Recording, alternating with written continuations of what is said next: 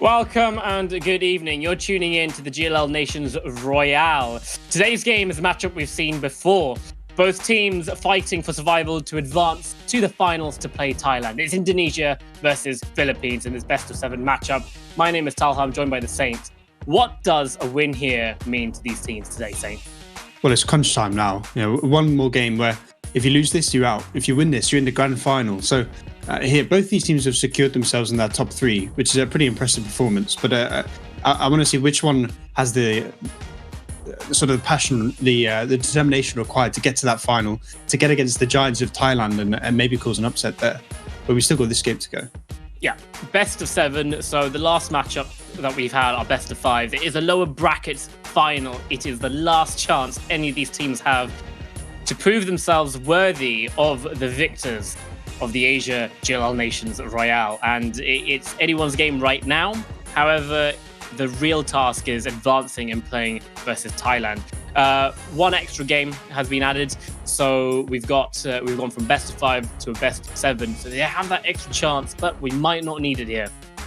Yeah, I expect we're going to have a really close one because these two teams have played before in Nations Royale. They played in round 1, where Indonesia were able to come out on top, but it was a 3-2. It was a slugfest all the way to that last map. So I expect we can have another close one today, and we could even go all the way to 7 maps. So let's talk about that last game. We saw a 3-2 victory for, if I'm right, Indonesia. Mm-hmm. And then they played against Thailand following that and got absolutely smoked. Will we see a repeat of all of that? And will we eventually see all the maps being played? Well, I mean, we're guaranteed to see all 4 maps that are in this, right? We've got Miramar, Vikendi, Erangel, and Sanok as the first 4. But I'm interested to see like how far we get. I expect we're going to get to Miramar. That's my prediction. We're going to get 6 maps. And I think one team might bring it out 4 too, because historically, what we've seen in these Nations Royale tournaments so far is that Sanok plays very differently to the rest, right? All the other maps are more about your positioning, your rotations, and then Sanok is that one where it's purely about your gunfight. So that map usually is the sort of the swing map where momentum can shift, where the team that's not necessarily done well in first 3 maps in this case can bring it back and start to turn it around. And if that team is the team that's so far losing, it sort of pushes it to that later game. Yep, let's have a look at the bracket. Remind ourselves of the matchups that we've seen thus far. So we see there in the upper bracket, the first round, it was Thailand versus Cambodia. Thailand taking that and facing off Indonesia after Indonesia did beat Philippines the first time round. Then the Philippines making their way back up from the lower bracket, taking out Cambodia from the entire tournament. And now here we are, Indonesia versus Philippines. And right up ahead of them is that finals. That's going to be on the 6th of June. Best of 7 as well against Thailand. First, we've got to find out which one of these 2 teams is going to be getting that. And yeah, I'm just excited that we're going to see Vikendi. Yeah, it's been really fun to watch so far. Yeah. But one thing we've seen, I think, of this tournament so far is how strong Thailand is. Right? I mean, they 3-0'd Indonesia, who realistically coming into this were our sort of second favourite team. So the fact that they're looking so dominant means that either of these teams, when they make that final, it means such a challenge. But I think you can almost see this consolidation final like a bit of practice, right? Obviously, you need to win the game to get to the final, but if you're then getting those like 5 or 6 maps to practice where you can improve on your game, and you do come in to win that game that in the final where Thailand should be the dominant team, having that extra experience might come in handy for these teams and might push the grand final as well to those later maps. Yeah, just reminding ourselves of the last game. It's probably one of the best PUBG Nation Royale games that I've actually witnessed, not only commentated, some of the most entertaining thus far. Thailand really putting on a show, and so has Indonesia, Cambodia, and all the teams, quite frankly. But I cannot wait. But it is all about having fun, but it's also seeing how competitive you can be, especially in a hostile environment that is 50 versus 50, or it's 32 versus 32. I can do math. No, you can't. Tell us awful at maths. 64, right? Yes. Yes, good maths. Well done. But we saw in that Thailand Indonesia map that yes, it was a 3-0, but it was a really close one, as you said. We saw 2 incredible maps. We throw back to the siege of Puerto Paraiso, as we called it, and the Asian Thermopylae that was on Sanok. So I think it was a bit misleading that it was a 3-0. But because of that, I think coming into this series today, you have to sort of make Indonesia the favourites, right? They've beat Philippines in the past. They proved against Thailand that they were really strong, even though they got 3-0. So I expect coming into this final, we can make them the favourites, I think. But based off that round one, based off the fact that Philippines then 3-0'd Cambodia in the lower bracket, we should be in for a really close one. It can't write anything off just yet, but it is going to be interesting to see how these teams play Vikendi. I mean, I haven't been paying much attention to the rest of the GLL Nations Royale. So pay attention to anything, really. No, pay attention to what's hot on Netflix. Pretty much what I do. But I was mistaken actually last time when we were doing the first couple of games, because I was really excited for Vikendi, and purposely I was really excited for the train, and the train patch wasn't even live yet. But hopefully, this is the train patch that we're playing on. It is, yeah. We can definitely see some choo-choos going around on Vikendi. I don't think we actually saw Vikendi in the last two series we watched, because we always had Erangel, Miramar, Sanhok. So this is the first time that Asia has seen Vikendi being played. We've had it in both Americas and EMEA. Obviously, as soon as that best of 5 goes to the 4th map, you have to have a Vikendi game, right? Because it's mandated. So it's the first time Asia's going to see it. But those games that we have seen have been really good. We've seen a lot of Southwest circles. So I'm expecting we're going to see the teams that have paid attention to the Western Nations Royale should be sending a couple of players down there. But the area around Dineland seems to be real prime real estate on that map. Yeah, it's interesting to see. So the first map is going to be Miramar, followed by Vikendi. So Vikendi and Miramar, well, Vikendi coming in quite early. Erangel being the third map, and then followed by Sanhok, and then an Erangel, which is pretty much, you can write Sanhok off, kind of. So we've got back-to-back Erangel, pretty much. A nice first map, a map that feels like home to most of the players. But coming in quite late into the series, especially for some of the weaker teams that might rely on that OG map to pull on. But what can we see on each map, Saint, in terms of playstyle for a 32 versus 32 environment? Well, I think Erangel and Miramar these days plays very similarly. Right? In terms of the way you rotate on the map, the way you position yourself on the map, it's very oriented to high ground. If you consider the southeast and the northwest of Miramar, with the crater in the northwest, the hills of the southeast, it's always about getting that high ground and using that to control areas of the map. Vikendi's a little bit different. It's quite compound oriented, but it's still about those rotations because of how big the map is. So realistically, if one team is good on Erangel and Miramar, you should see them close out the series. But the fact that the Vikendi is then slightly different, and the Sanhok is literally just about gunfights. Yeah. You could not be in the circle at phase 5 and win the game easily. We saw it in the EMEA. I think it was Hungary versus Greece, if I remember correctly, where Greece completely locked Hungary out of the circle, and Hungary just rocked up, took a gunfight, won it, and just won the map. So I expect those, the Miramar Erangel, one team might try and lock down that kind of playstyle where it's rotation based, high ground based. The team that takes control of those hills should win all 4 of those maps realistically. But Vikendi and Sanhok are a bit of a question mark. And if you're the team that's then good on Vikendi, if you can then sneak one of the Miramars and one of the Erangels, then there's the potential to win the whole series. Yeah, okay. So what you said just reminded me of our Sanhok game that we did see Thailand play in. And as you called it, the Thermopylae, the Asian Thermopylae. And we saw Thailand up by the rock feature, kind of trying to lock out. Who was it? Was it Indonesia? Indonesia, yeah. It was Indonesia, and they succeeded. However, we had only one player remaining versus 6 or 8 from Thailand. So one of the closest Nation Royale games that we've seen, and that is, you're right. That is how Sanhok plays. It is all about the gunfights and winning all your gunfights, or you could end up in a 1v8 situation. Yeah. And that's the beauty of Sanhok, that it's there as the wild card map. It could just change everything, but grabbing an early win and then being able to lock down that Sanhok, you can end the series nice and easy, 4-0. Yeah, and throughout Nations Royale, we've seen momentum be a big feature, right? Being able to win the first map gives you that confidence, the drive that you can win those gunfights, you can rotate better, and so the teams that generally start off well tend to sort of snowball towards a big win. But that Sanhok game is always the reset. It's always the map where, because your rotations aren't that important, because the circle isn't that important and it's pretty much just a straight up gunfight. The team that's on the back foot coming into that map can really turn around the series. But because it's map 4 in this, obviously you need to win 4 maps in a best of 7. And if one team can take the first 3, and then we go to that 4th map, I kind of feel like it's going to be different in a best of 7, at least with where Sanhok is in the series, where if one team gets the first 3 maps in a row and then comes to Sanhok, you have to think the momentum and the confidence should push them through. So I think it's important for both teams really that they get at least one of the first 2 maps and they get to that Sanhok where it's not a decider match, where there's no match point there, and then they can progress to the later series and potentially pull a bit of a comeback. Right, now, as we're just waiting for the teams to join the pre-game lobby to get in, I'm just going through the roster on play.gll and trying to see exactly who the players were that we can highlight. And it's not actually showing the entire team, but what I do see is a lot of grade 10, grade 11 ranked players on the GLL website from Indonesia. Now, my memory is, as you know, god awful.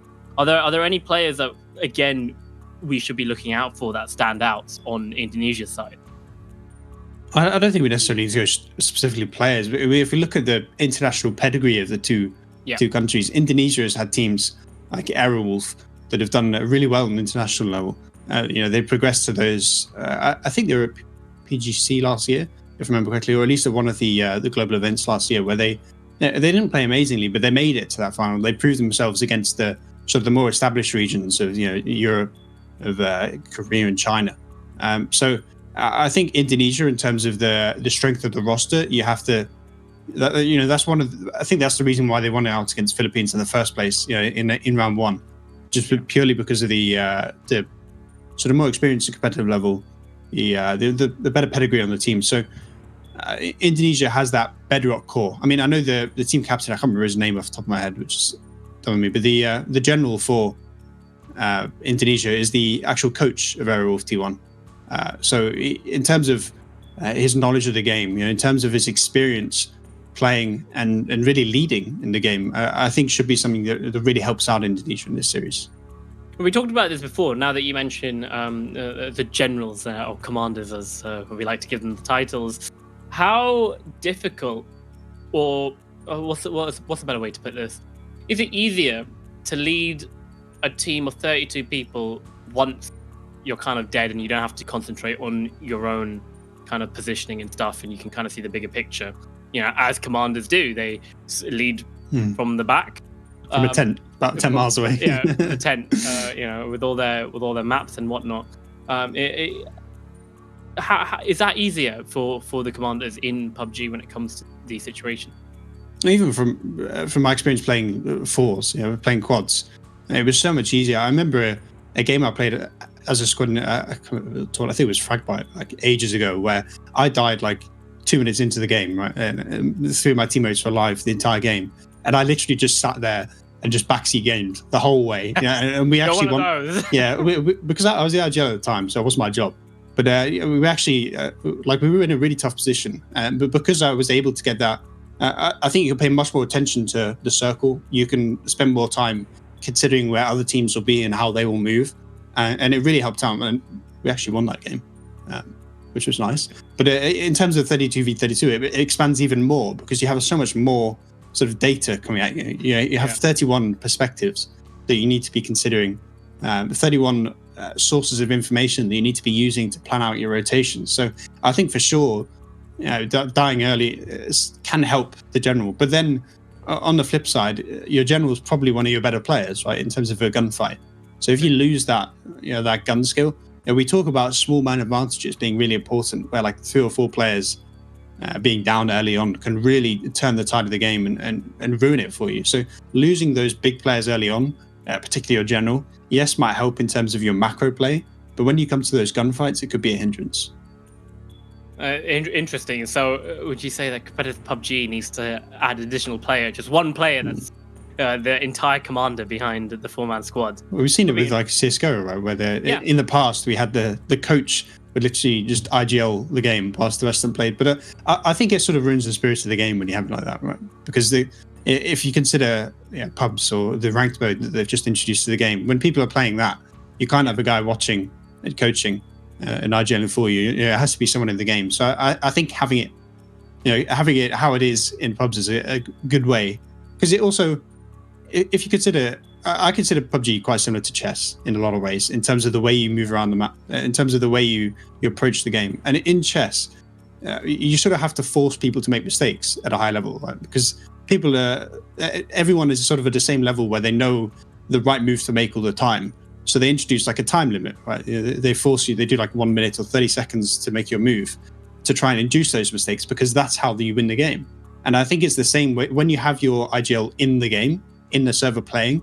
The fact that he has to focus on his own game as well as focus on the overall team play encourages those mistakes. It makes it a much more high pressure situation where the really good IGLs shine. Yeah, and if you can overcome the high pressure situations and still win at the end of that, then of course you are clearly more skillful than the rest of your competitors. Yeah, you're clearly. I could never do it. That's exactly what it is. I probably think I could probably sit back and like come on. Backseat, yeah. Because backseat gaming is easy. You're not the one out there dying now, are you? So it's all well and good for that. But yes, we're coming to the final moments as the players joining the server. I don't know if we this time round have in-game comms. I hope we do for that, because I loved it last time. It was wonderful being able to get an insight on the teams and how quiet they are. When high intense stuff is happening all over the map. The commander just sitting there with TVs in the background, still in their boxes, and it's great. And we also hear some singing from time to time. It's prime content that we want to bring you guys. So hopefully we still have that set up. If not, then no worries. I'm pretty sure that the games themselves will be entertaining as heck. But yeah, more about PUBG. So, PUBG. PUBG. But as you're saying with comms, like neither of us can understand the languages they're speaking, right? But you can still get so much information from those team comms, even for us, because you can tell the mood, right? If it's quiet, if there's that subdued atmosphere, you're sort of expecting that the team is not necessarily that confident. They're not necessarily feeling it. But if you can hear a bit of hype in the voice, if there's multiple people contributing, to the overall game plan, that's when you see the team succeed. And I want to throw it to what we saw in EMEA. I remember it was Netherlands versus, I want to say, Ukraine. And we went to the Dutch comms, and it was literally just one guy talking. Like it was like every 20 seconds, he'd just say, right, go here. We'll group up on this hill. And you could just hear in his voice that there was no confidence, there was no belief in the team. And I don't want to say that's why Ukraine won, because, Ukraine is one of the most stacked countries in the world. But the fact that they were that subdued sort of suggests to me that that's why they were not necessarily playing well. Okay, so we just put forward the rosters from from both the teams up on your screens. You can see the 32 players that were representing their countries. The blue side is Indonesia, the red side is the Philippines. And I remember last time people were stacking up kills, and I think both the teams eventually managed to get everyone on the board apart from like 2-3 people not being able to get killed. But Thailand, definitely one of the teams that nearly had everyone on their roster with at least one kill, having some sort of impact on the game. Speak about how important that is, right? How important having every gun impacting the game is, because if you only got 16 players that are impacting gunfights, it's so hard to get more than one kill in Nations Royale, because you take a gunfight and you walk into 3 more people straight away. So you normally get traded out after you get that first kill. So you need everyone contributing, everyone trading those kills.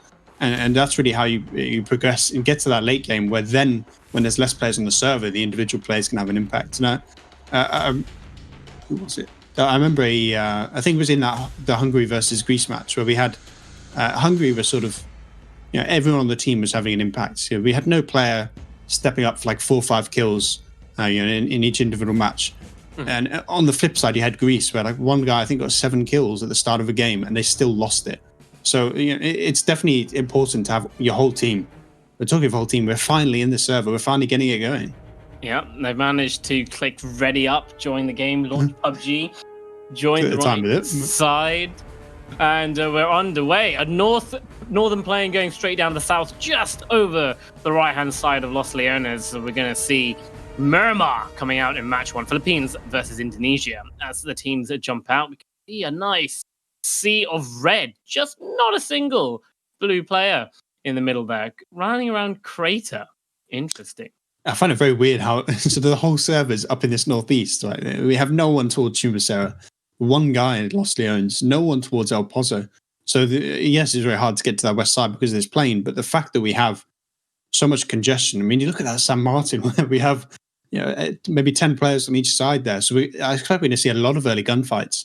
And the success of those early gunfights can really contribute to how well you do late game. Because if you can pull, I mean, we see there's a 3-man advantage in game 1 for Philippines because not everyone from Indonesia was able to join. And those man advantages aren't that important early game, but when you get to phase 5 and phase 6, when that big gunfight happens, when the 20 versus 20 gunfight happens, if you then have a 3-man advantage coming into that, that's when you succeed. And I mean, we're looking at this circle, and that's looking very nice. I mean, the colors are the wrong way around, but I'm pretty sure I can't tell if it's actually. I think so. Indonesia red. It's Indonesia are red. It's just wrong at the top. I think it's wrong at the top, but yeah, there we go. The first blood of the game. I am Bop does fall, not representing Philippines on his finest. Currently, as Indonesia, Tiju manages to grab that kill within M16, but you see like a lot of players.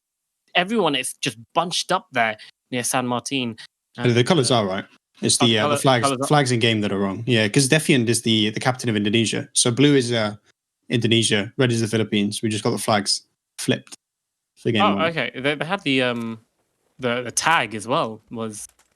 Yeah, because that's something you do in game. So I think everyone's just joined the wrong team at the start, which is handy. Okay. Brilliant. Thanks, guys. Wonderful. Good job, guys. Okay. All right. Yeah, because look, it says IDN and yeah, but that's something you do in game. So that okay. it's server based. Okay, I see. Right, so Indonesia are blue. So I'm pretty sure it's Defiant. So then I might Indonesia be talking lost their first player. Yeah, and they're 4 men down already. So yeah. That's I'm doing some Googling 1 sec. Let me just check. I'm right. So Big Yates coming in, you can see Philip. Yes, I'm right. So we can have the flags wrong for map 1, but so it's actually the excuse me now. Philippines that are good in the circle. I have to think that through. Yeah, right. Do some maths. We saw them all around the Minas Generales area, which is generally speaking where you see the circle. We'll sort of go east of that Bendita region, on the road. Talking of on the road, there's the Philippines, ? Yes, the Philippines grabbing a kill. So that man advantage is swinging heavily in the Philippines, I think. I'm trying to work out what's wrong, what's right. My brain. This can't be right, Shane. I've not been awake long enough. They have IND. Like, they've got the flag. Yeah, I know for a fact the flags in game are wrong. So blue is Indonesia, red is Philippines, because Defiant is the Indonesian captain and he's got a Philippine flag. Okay. But I'm trying to work out what's wrong at the top. Whether that's whether the colours are at the top. So whoever blue is at the top, if that corresponds to Indonesia in game, Indonesia are currently 6 kills down, which is going to be rough. Because we talk about 3-man advantage being big, and it's just going to swing even further in the Philippines' favour because they didn't get the flush. Zero, he does know that there's 2 people in that car. He gets 1 knock. He's going to fall back. Does hear the second player come pushing him in the construction. Just sees a glimpse of him. Doesn't take the fight. His teammate, team kill? Is it? Maybe? the guy in the next building just got shot by his own teammate. That's rough. It's something we saw happen with Thailand a lot. Why are you pressing there? There's another kill coming in. So now it's 7-man advantage for Philippines. To think about every time I say it. But that's really, I mean, we talk about 3-man advantage being massive. So when you get to 7, that's almost unassailable. That's you have to have someone make a hero play on your team if you want to bring it back. The hero play is coming in by Zero. He's going to run in half HP. He's going to get drop shotted. Hello? That's the second drop the shot we've seen in this series. Right? We're playing a different game. completely surrounded by Indonesia. And that's the first kill going in the way of Indonesia towards the because the flags at the top are correct. There we go. The colours are the colours are fine. The thing at the top is fine. It's just that they have the wrong flag in game. So hopefully we get that sort of skin too. But it's going to confuse me for like the next half an hour. You've confused me as well. We I'll could have just done confuse this. Yeah, but then done this all wrong, and just at the end being like, guys, we got it wrong. But now we have to think every time. But as you can see, the circle is currently looking like it's occupied by a lot of Philippine players. Yes, yeah, okay, yes. And Defian, the sole Indonesian representative in the circle right now. But this compound is really strong. I think, generally speaking, at least in competitive, which, yes, the circles are slightly different, but at least in competitive, this area of the map is quite a bit of a hotspot for the end game, towards the east of this compound. So it's a position that you kind of want to take. It's a compound that you can hold pretty well. There are ridges around that you can pull up on, and fight into the compound. But if you have a big enough presence inside it, you should be able to hold on pretty well.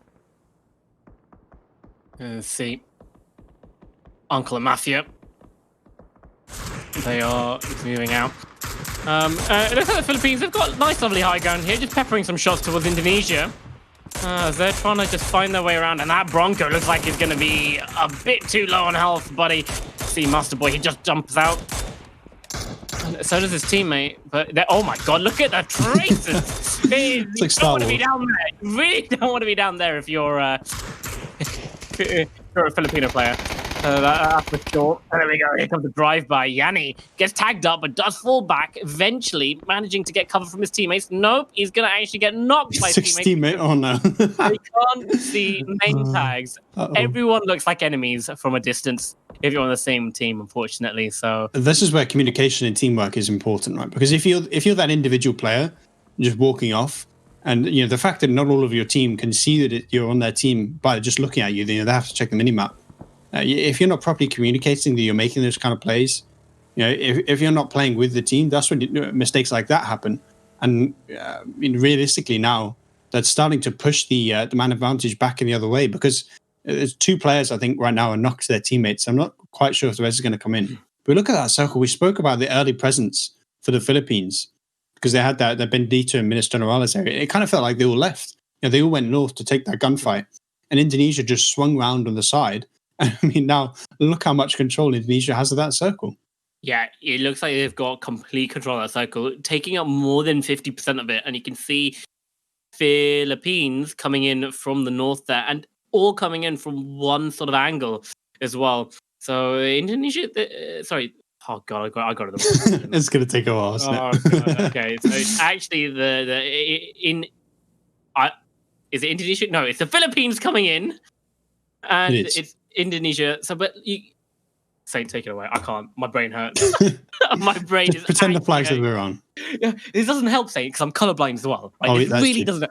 This doesn't help. Yeah, I always forget. But anyway, so what we're seeing, I think, is that the Indonesian team is spread out. When we look at that, I mean, how spread out they are. The circle. They're taking a lot of control and getting a lot of presence.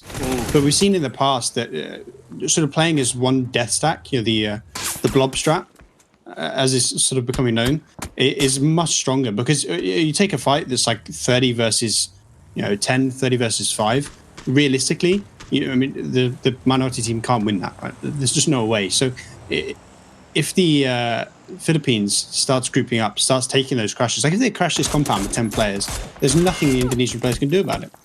But if they keep letting themselves get picked off one by one like this, and the man advantage starts to swing back in favor of Indonesia, then a game which was looking really easy for the Philippines when they had I think it was a 7 or 8 man advantage, is really going to go the other way. Yeah, but look at how aggressive. So you can see Indonesia, they have all these spots just spread out in the circle, and they've got one aggressive compound up there, straightforward, their front line, as I like to call it, while the rest of the Philippines, they're trying to get in, and they're kind of dictating exactly where the other team can get into the circle from. And you can see as soon as they try, they get knocked. Solid Eye, he goes down. Yeah, we talk about power of high ground. I think I've said that sentence about 3 or 4 times now. And I think that's the one saving grace for the Philippines, is that they have the north and they have that Bendito area. And they can use both of them to sort of shut down the fields and force the Indonesian players to play in sort of congested positions like this compound now, where we have probably 10, maybe more players, all in this one place. Yes, that means the compound is very defensible, but it also means that you don't have as much map control. You don't have as much presence on the map because you're all being forced into this one area. But the one big upside to this is that the Philippines are sort of locked out to that northwest. And yes, if the circle goes there, then a great place.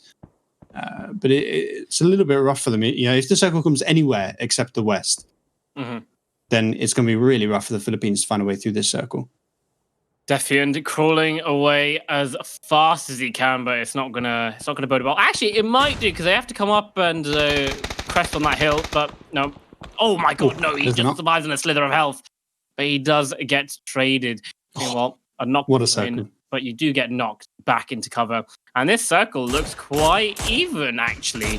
A lot of the Filipino players very close to just get into that circle, whereas Indonesia, it looks like they've got a lot of open land around near them. Yeah, but all that open land is unplayable because of that Indonesian compound in the center. I mean, yes, it's downhill, but all those teams on the north now, if they want to come down that hill, they have to make the gauntlet run in the open and really get lit up by this compound. You see all these players that just try and make it out of the compound now. This guy's probably have 4 or 5 players shooting him, and there he goes. So yes, there's a lot of Filipino players in the circle. But realistically, this compound is swinging that man advantage back in the favor of Indonesia. Have you seen? Look at the amount of Indonesian players in that little compound. Yeah, I mean, it's basically the whole team at this point. It's like 2/3 of the team. They are literally fish in a barrel, and And saving grace is that they're center circle, because now if that circle goes west, it swings from a game where this compound is really strong to this compound is basically your coffin. So yes, I keep saying this compound is quite important, but the fact that the Philippines still have control of all this high ground on the north and on the west means that anyone trying to leave this compound, anyone trying to play in the open, is just going to get lit up and killed instantly.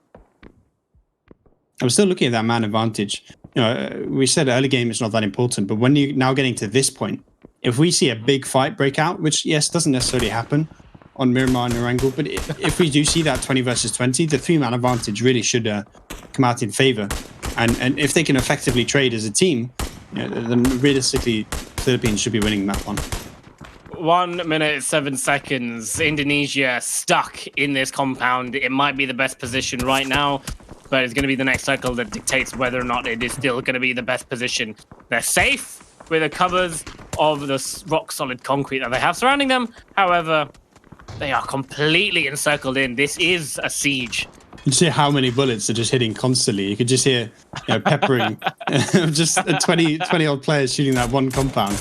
But that player with the level 3, that's the kind of thing you want. We spoke about trading being a big thing, where it's very hard to get more than one kill. But when you have that level 3 armor, the level 3 helmet, and you have the either a big green gun with the orm or something like an MK14, that's when you need to be able to step up and you need to be able to get 2 or 3 kills and really swing the man advantage, because you're the player with the best gun in the game. You're the player with the best armor in the game. So you need to be able to be victorious. And once again, we see players getting picked off one by one from the Philippine roster. Yeah, but just before that, we did see Indonesia grabbing 2 kills. So they are slowly whistling down the forces of the Philippines, but you can see there's encirclement, and the circle just goes straight in. And Indonesia, they don't have to move, Saint. They can stay. Mm-hmm. And now there's players on the northeast and the players on the north for the Philippines are starting to get pushed out of the little cover they have. They need to. I think for now they can still play on the North Ridge for this circle, but realistically, unless we see some god shift towards the north, all those players are now going to have to come down into the open. And that team on the west as well. Like, where do they go? And yes, they have a card, but they only sent 2 players here. They could have sent 4 in that card. I think you can actually put 5 in. So the fact that they only sent 2 means that you still have a lot of players stuck up top. Just peeking out TD, seeing the level 1 helmet on the head, but he gets tagged himself in the head. Level 3 helmet, gonna stop him from going completely down. But he's still gonna keep facing. What he a just man! Does not care. The balls on that man. What a man! Oh my! But I feel like now Indonesia needs to focus east, because all these players have to come out of the hardcover they have. They have to come off the plateau at the top and sort of play around the edges of the ridge, and that's when they can start pushing that man advantage back in their favor. And we see in the kill feed now, Indonesia is starting to light up. Trade does come in, but because they're all in this compound, it's pretty much impossible for any knock to get flushed, right? Because you're peeking a window and then you get knocked, and suddenly you're behind complete hardcover. So realistically, all you can do to those players in the compound is economy damage, where you're taking the helmets off, taking the vests off, forcing them to use their meds. And that's when late game, it could be useful. But right now, it's more important for the Philippines to try and find some kills. And realistically, I don't see a way they can get any. You can see Indonesia are getting the knocks. I thought it was going to light the team up there.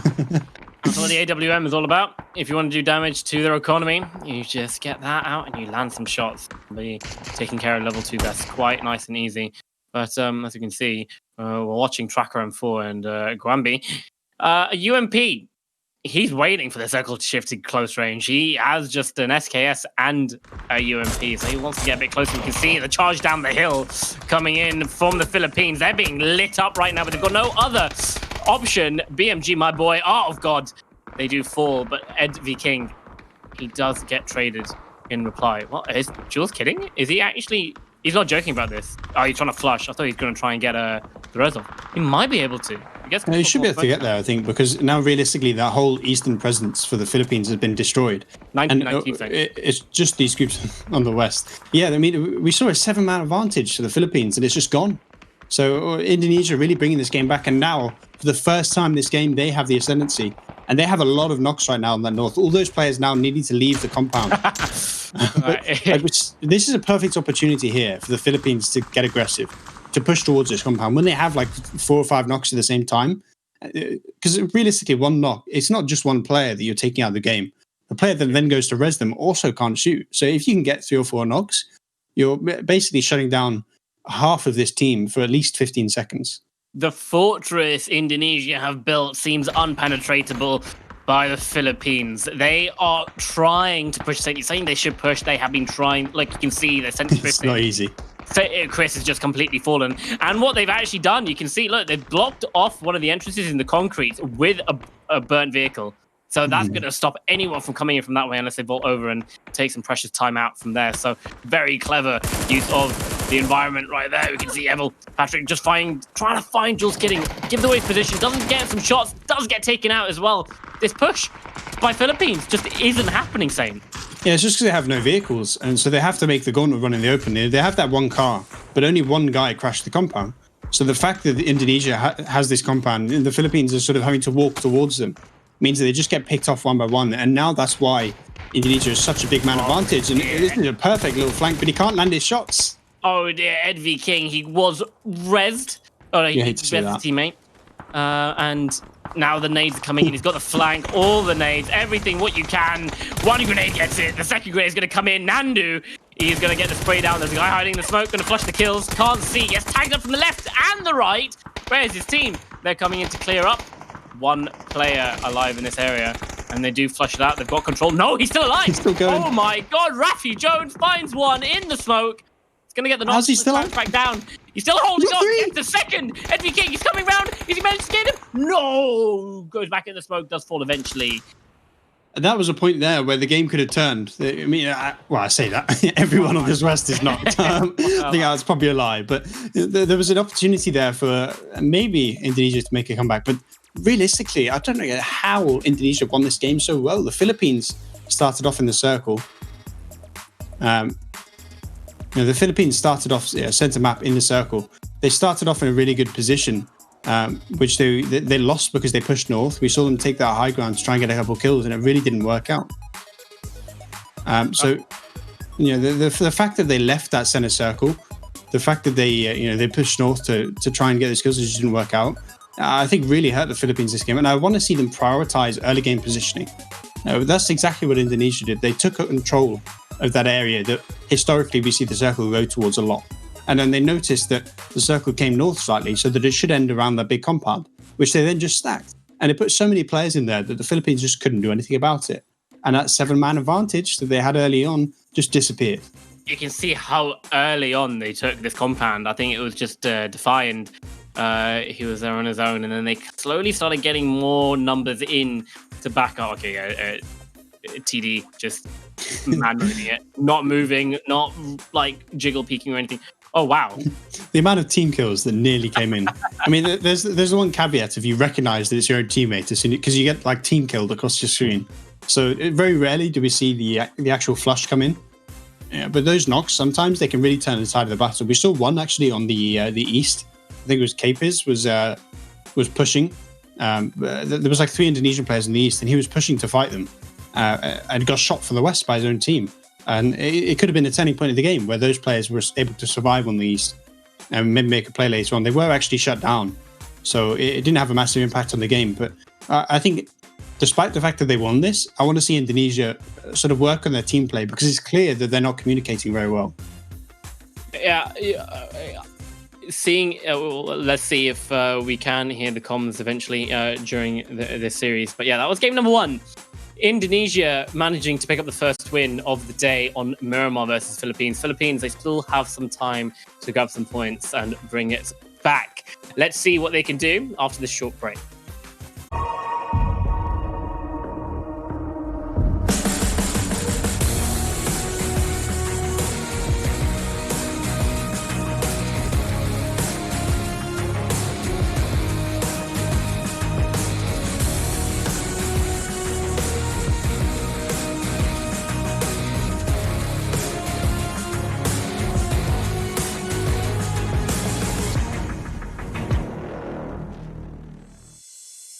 Right, stop what you're doing, whatever you're doing. The break is done. Welcome back. It is GLL Nations Royale.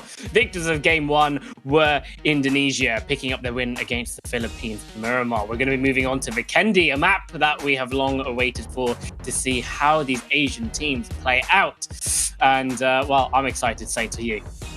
Yeah, but if you go off that game 1, it was so dominant for Indonesia. I mean, Philippines had a 7-man advantage that they threw away, and it ended up with, I think it was 16-0 at the end. So the fact that it swung that massively in that mid game, and the fact that Indonesia was able to come back that, in such a way is, it's got me a little bit nervous for the long-term future of this Philippine roster. But we have seen in the past, we saw in round 1 where it went 3-2. So maybe it wasn't a sign of things to come. Maybe it was a mistake. I said about how going north early game might have been a bit of a mistake for the Philippines. So maybe it was that moment that changed the game, rather than it just being the Indonesians being better at the game. So I expect we can still be a close one. And Vikendi really is yes, we say it plays quite similarly to Erangel Miramar, but I'm kind of excited because these teams don't necessarily know every position in the circle.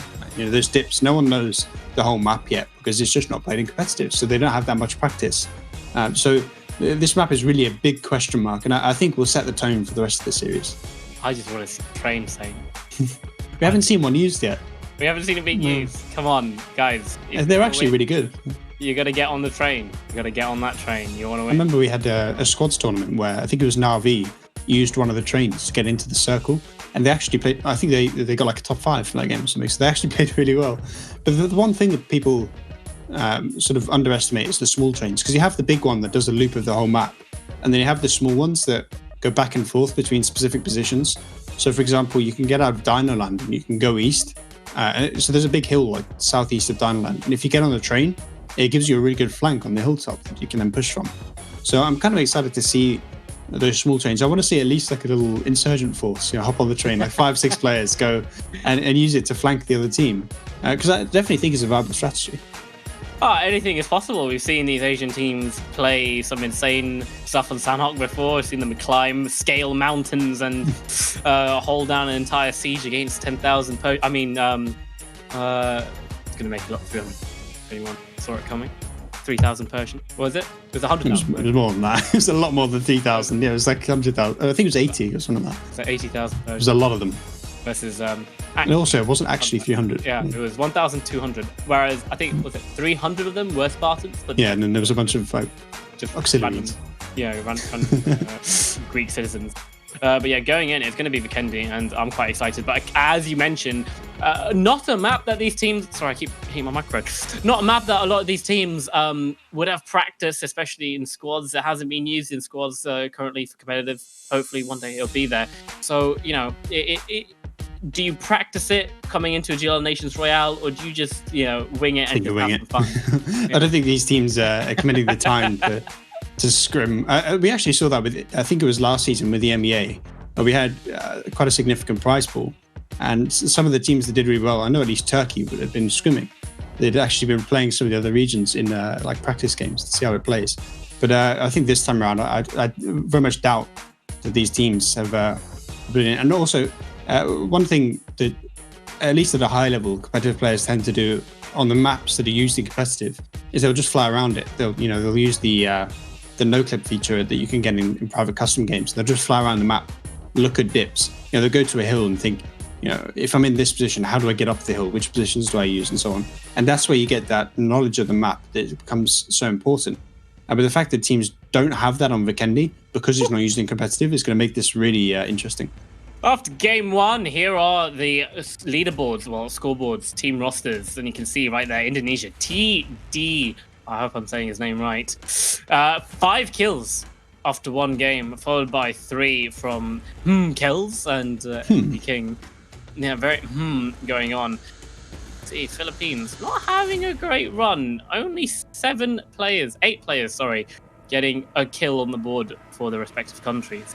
But, good enough. It looks like Indonesia, they're here to stay, and they're reminding Philippines, look, we beat you before, we'll do it again. we deserve to be in that finals against Thailand to have vindication. And I'm quite surprised by how few players on Indonesia actually had an impact on that game. We only saw, I think it was something like 12, 13 players actually get kills that game. So it's a bit of a deviation from the norm. It's not something we usually see where a minority of the team contributes to the win. Historically, teams that do that don't win, and that's but it kind of felt like Philippines did that, but even worse. They had even less players that had an impact on the game, and I think that was because they got forced out of those positions, right? When the players on the north had to run down in the open, that you're going to have an impact. But it seems like this game we're going to have a pretty nice split. We saw people dropping on top of each other in map 1, and it kind of feels like this game is changing. Oh dear. Say, do you want to be starting off a game with is that 3, 4, 5 man disadvantage? Good counting. 26, yeah, it's not nice. 22.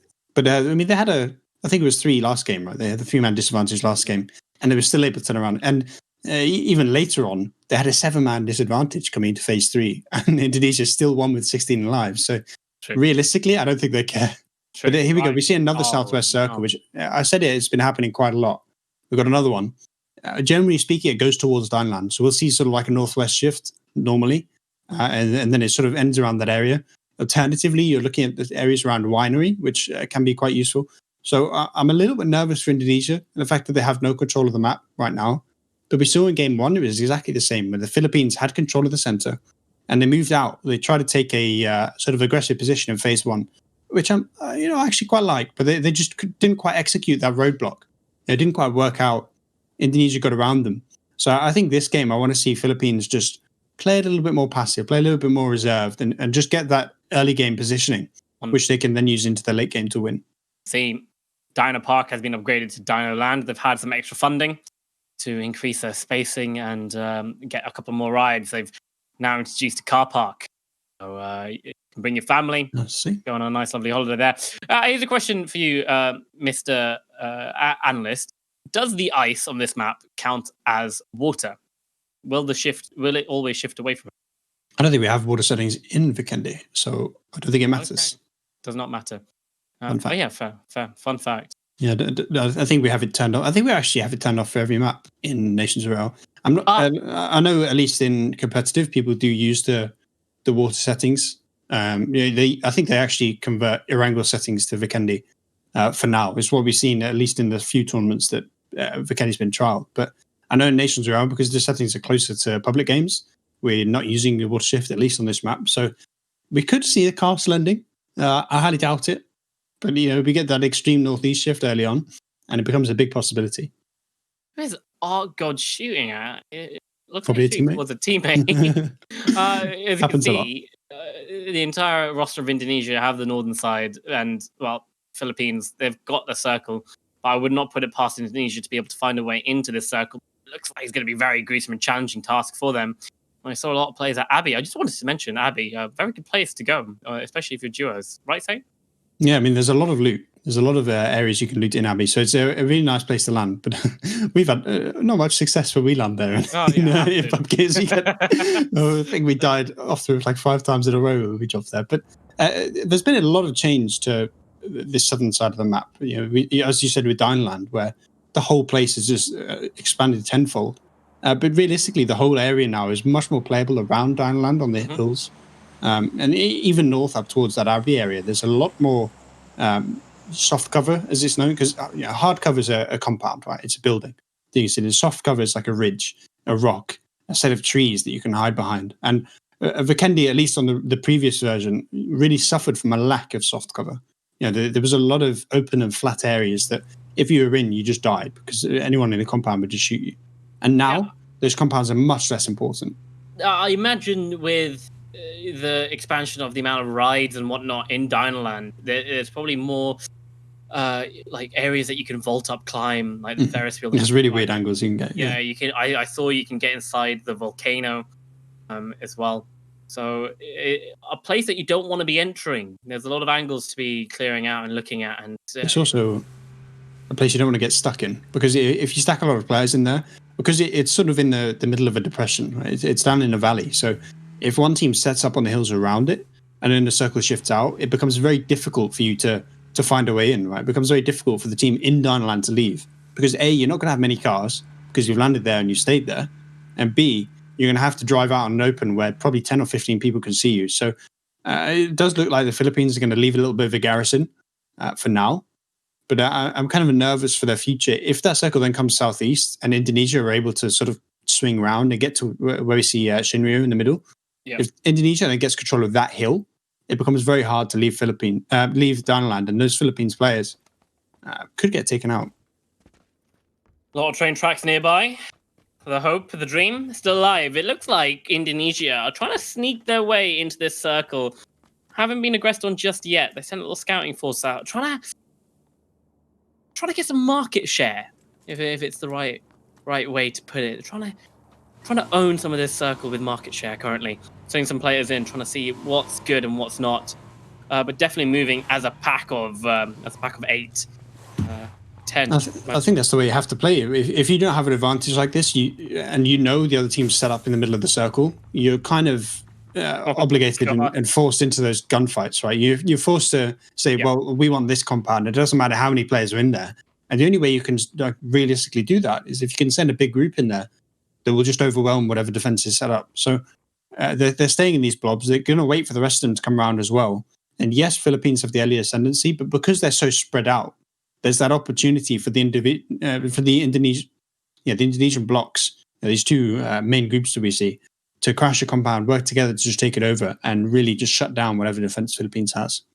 You can see Indonesia sending the entirety of their roster on the western side. You can see Defiant and one more, or two more actually, coming in on the eastern side, and going to have to cross a bridge. Not ideal, but I do like it. If the rest of Indonesia can draw the attention to one side, then maybe Defiant and his little insurgent force. Nope, they've been spotted. That's going to be a bit rough if Philippines gets up on this bridge. I was setting up a great story arc right now. But, well, actually, I don't think the bridge is... Yeah, it's not being covered for now, but they're not going to cross it. And that might actually be a bad thing, the fact that they didn't just crash it and cross it and hope for the best. But it looks like no one's set up, so they can get across the south bridge. But they're so isolated from the rest of the team. You said everyone was on the west except this little group, so it's going to be very difficult for this group to have an impact as it rolls through. Oh, there we go. They're all out. Ouch. They're all out. Was that just one guy with a G36? I believe so. It's 1.5 mags. So. 1.5 mags. Manages to hit all their shots, and that's 3 players down. Their deficit of players increases tenfold. Yeah, last game we saw them come back from 7 down. This game they're going to have to do it from 8 down and no map control at all. And now we see, I said about that southeast hill, southeast of Dinoland being an important position to take, and the Philippines have just crushed it. They're on the train line. They're not. I don't think they're on the train. They're moving like they're not in vehicles. Oh my god! No, because we saw the train. We saw the train. Oh, we saw the train. Okay. Yeah, so we knew where it was. But they're making their own train. No, they're looking for it. 100%. They're looking for the train. It's already southeast, so because it goes counterclockwise, it actually I think it's coming towards them now. If this is the main train line, but realistically, they need to get they need to take a fight for that hill that I spoke about as important, because the Philippines are now being able to set up on that. From that hill, you can control about 80% of this circle. You can see so much from it. And if Indonesia just lets Philippines have it for free, without even a hint of contestation, it becomes very difficult late game for Indonesia to make any moves. Looks like actually the circle's gone fairly north, sort of to the east of Thailand. I think that hill's still in. It's still an important position, but there's an opportunity here where Indonesia could swing on the east. This is going to be another vehicle. We've already made a kill come out on the other side of the map with an M249. But we see now the fighting starts. Indonesia, they managed to find exactly where some of the Filipino Here comes the flank. Are hiding. The flank coming in from 5 players right from the backside. Van Kiem manages to get 2 down. Meanwhile, the Edv King does put 1 out, finds a headshot on Yanni. And that man advantage, I mean, yes, it says 23-29 at the top, but realistically, this man advantage is much more even now because so many players are knocked around here. So Indonesia found that gunfight. We said how they were in these blocks and the Philippines were quite spread out.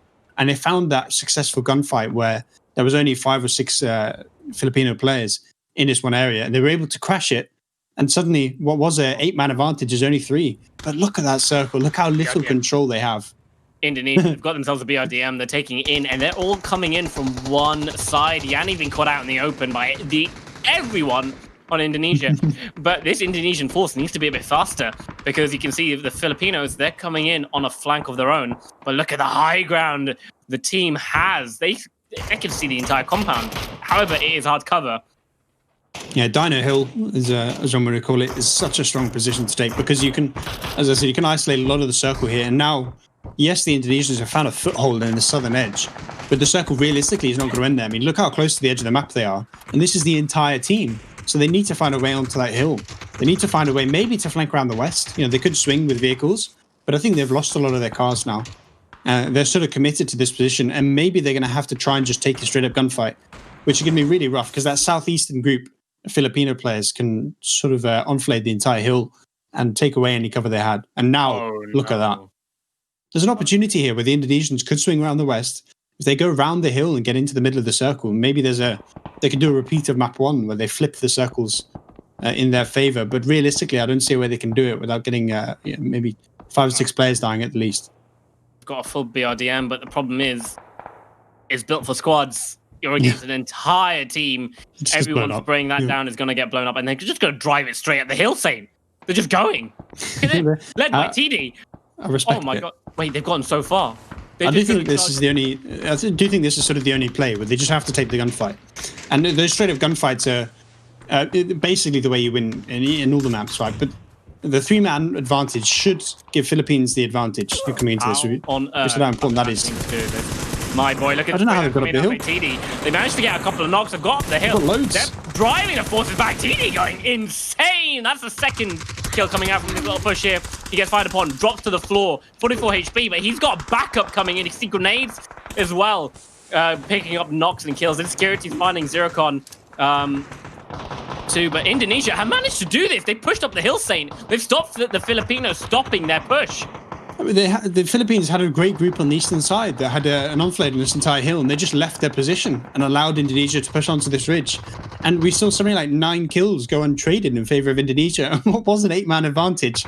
Suddenly, it's another disadvantage. Indonesia, for the first time in this game, for the second time overall, taking a man advantage. But it's shut down. Look at that kill feed. The Philippines are starting to turn up, starting to swing the tide back in their favor. These players that are stuck behind have an opportunity to get a couple kills and really put a stop to this Indonesian push. Wait, yeah, they are completely behind. It's just Tracker right now. You can see he is behind all of the Indonesian team, but he does have a couple of stragglers right behind him.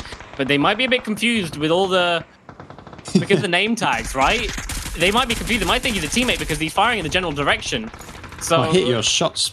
He's got an MK14 that he's not using, which I'm a little bit confused by. Because... Now he switches. He switches when the BRDM. What's going on? BRDM's there. Okay, he's finally being shot at now by the Indonesians. The BRDM's reversing. He doesn't know what to do. He's got a rock. No point shooting it. It won't do anything. He finally run over. The BRDM. Have they got 2 BRDMs? Oh my god, Ainsley. He's pushing up. Spots 2. Gets 1 knock. Drifting to the 3rd. Unable to do so. Only gets 1, isn't able to flush that kill out. Philippines pushes the aggressing push from Indonesia back, and they've got control of the hill again. Yeah, and that kill feed, it was initially really in favor of the Indonesians, but the Philippines swung back. The Philippines got 5 or 6 kills in a row. I'm not sure what this BRDM's doing. but it's not really helping out. And now 4-man advantage, but realistically, it's really even. Is he trying to run them over? Oh, brilliant. What is going on? He doesn't have time. He's got a lot of armor though. So he's going to just Tokyo drift his way around back down the hill, get a bit more ramming speed, and he's just going to charge. It looks like Indonesia might be defeated here. He jumps out. Oh. He's unable to get the spray. The BRDM does fall. You can see Bot right there at the bottom, just hiding behind a rock and in grass. We've got Bot Vandal 2. He has to do something incredible here, realistically. He's 1v11 because his teammate's not. So he has to find a way to kill basically a third of the Philippine roster, which realistically I don't see happening. But we've seen crazy things in the past. The Nations Royale, we've seen a 4v18, I think. So maybe. I don't want to say the game's over, but I think the game's over.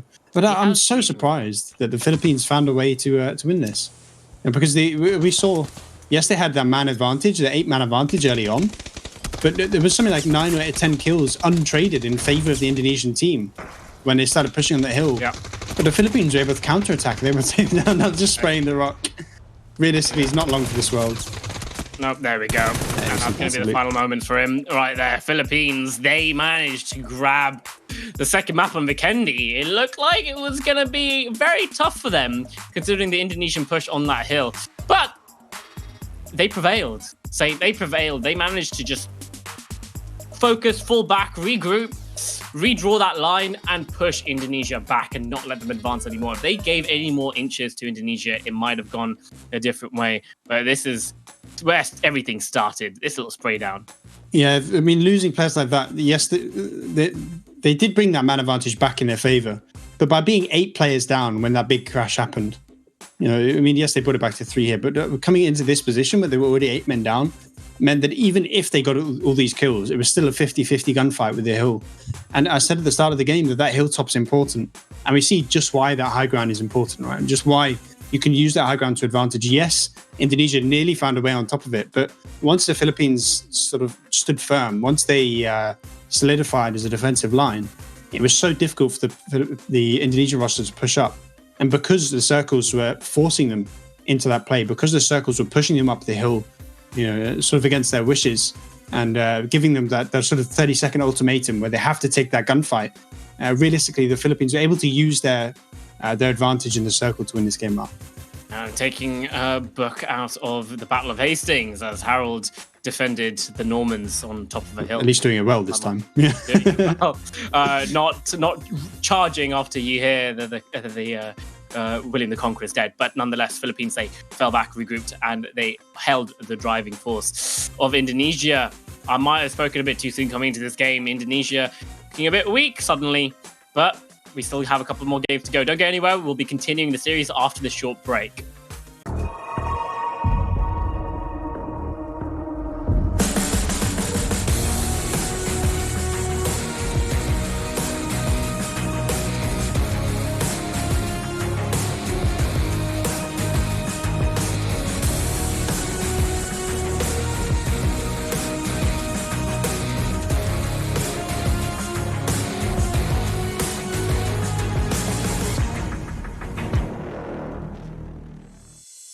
Two games in, 1-1 apiece. Indonesia versus Philippines. It will go on for an extra game. We thought it was going to be a 4-0, but nope.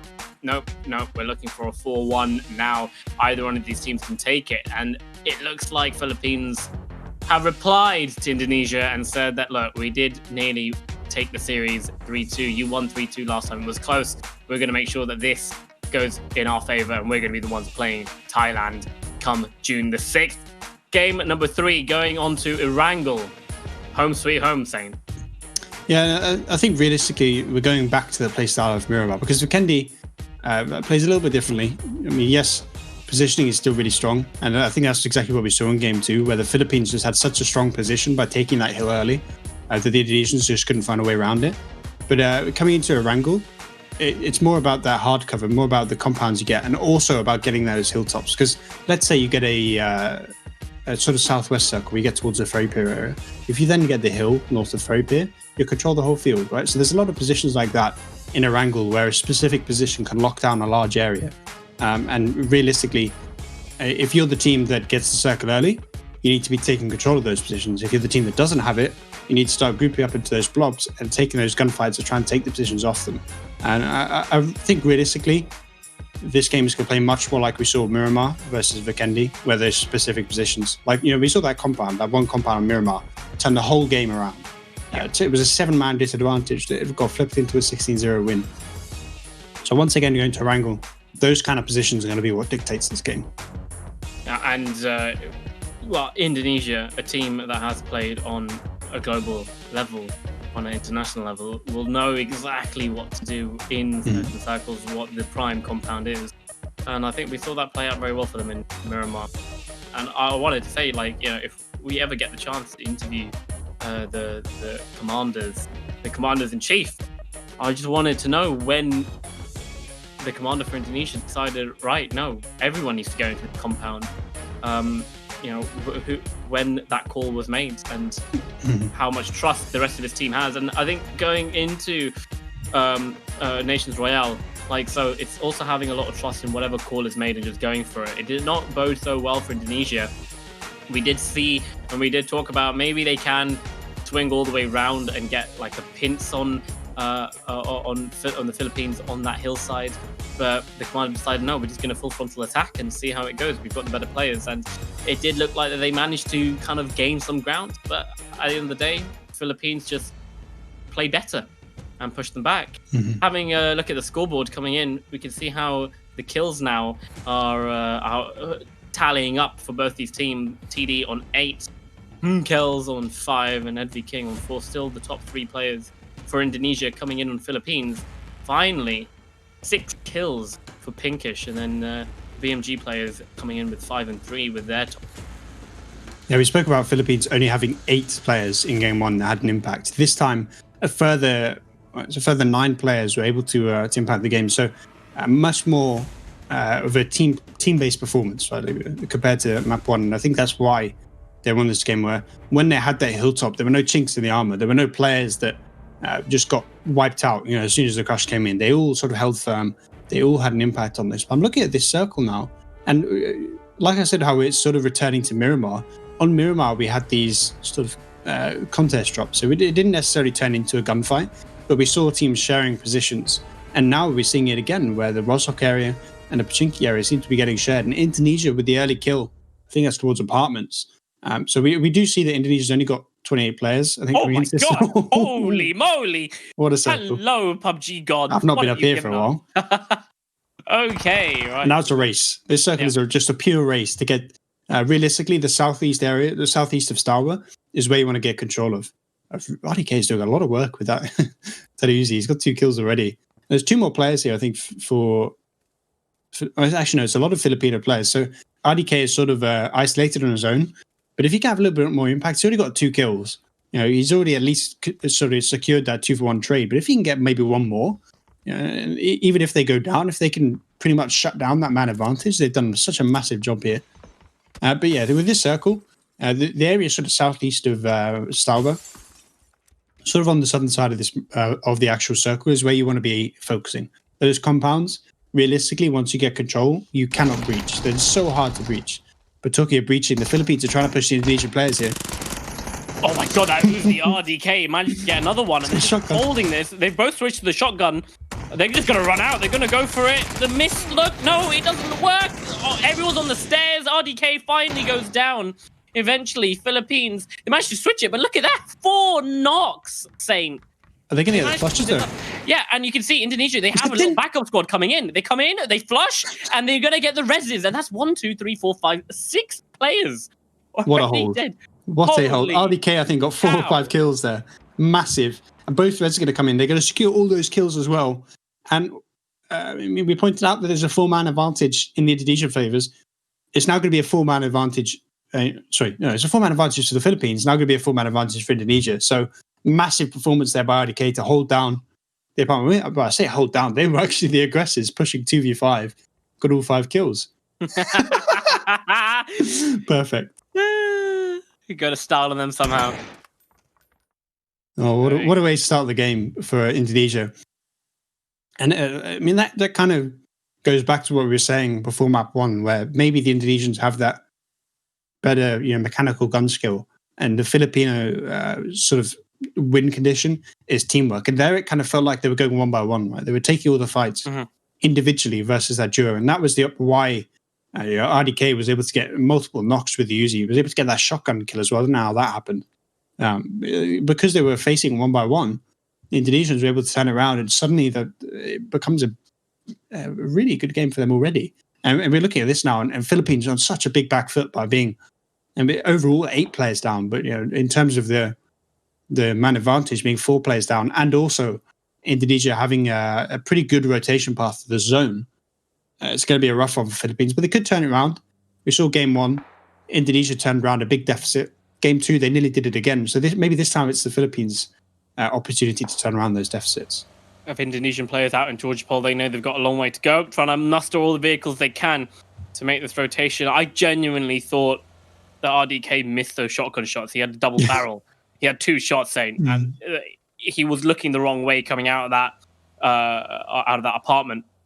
He was looking at the stairs when he needed to look through the other room, and he just kind of flicks. Don't know. I think he might have just.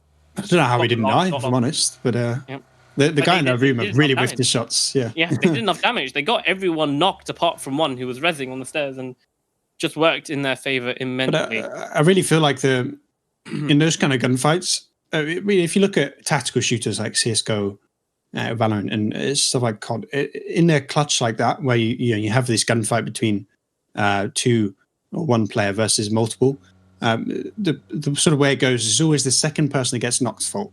That's how it's stated. And the second person that got knocked was the guy in the other room, where he was holding that doorway and he wasn't even able to get a knock before they just ran through the doorway and just straight up killed him. And I feel like if he'd got 1 knock there, it turns from 5 Filipino players going down with no trade to realistically everyone staying up and them just getting 2 kills against the Indonesian players. So I really feel like the players that were in that other room that just had no impact on the gunfight because they either missed their shots or they just got 1-tapped by the shotguns.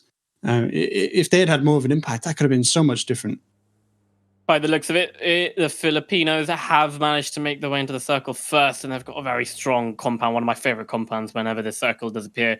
Very hard to push from either side. Oh, they've added a couple of more trees, actually, since the last time I've played it. So that could favor if you're trying to push into the compound.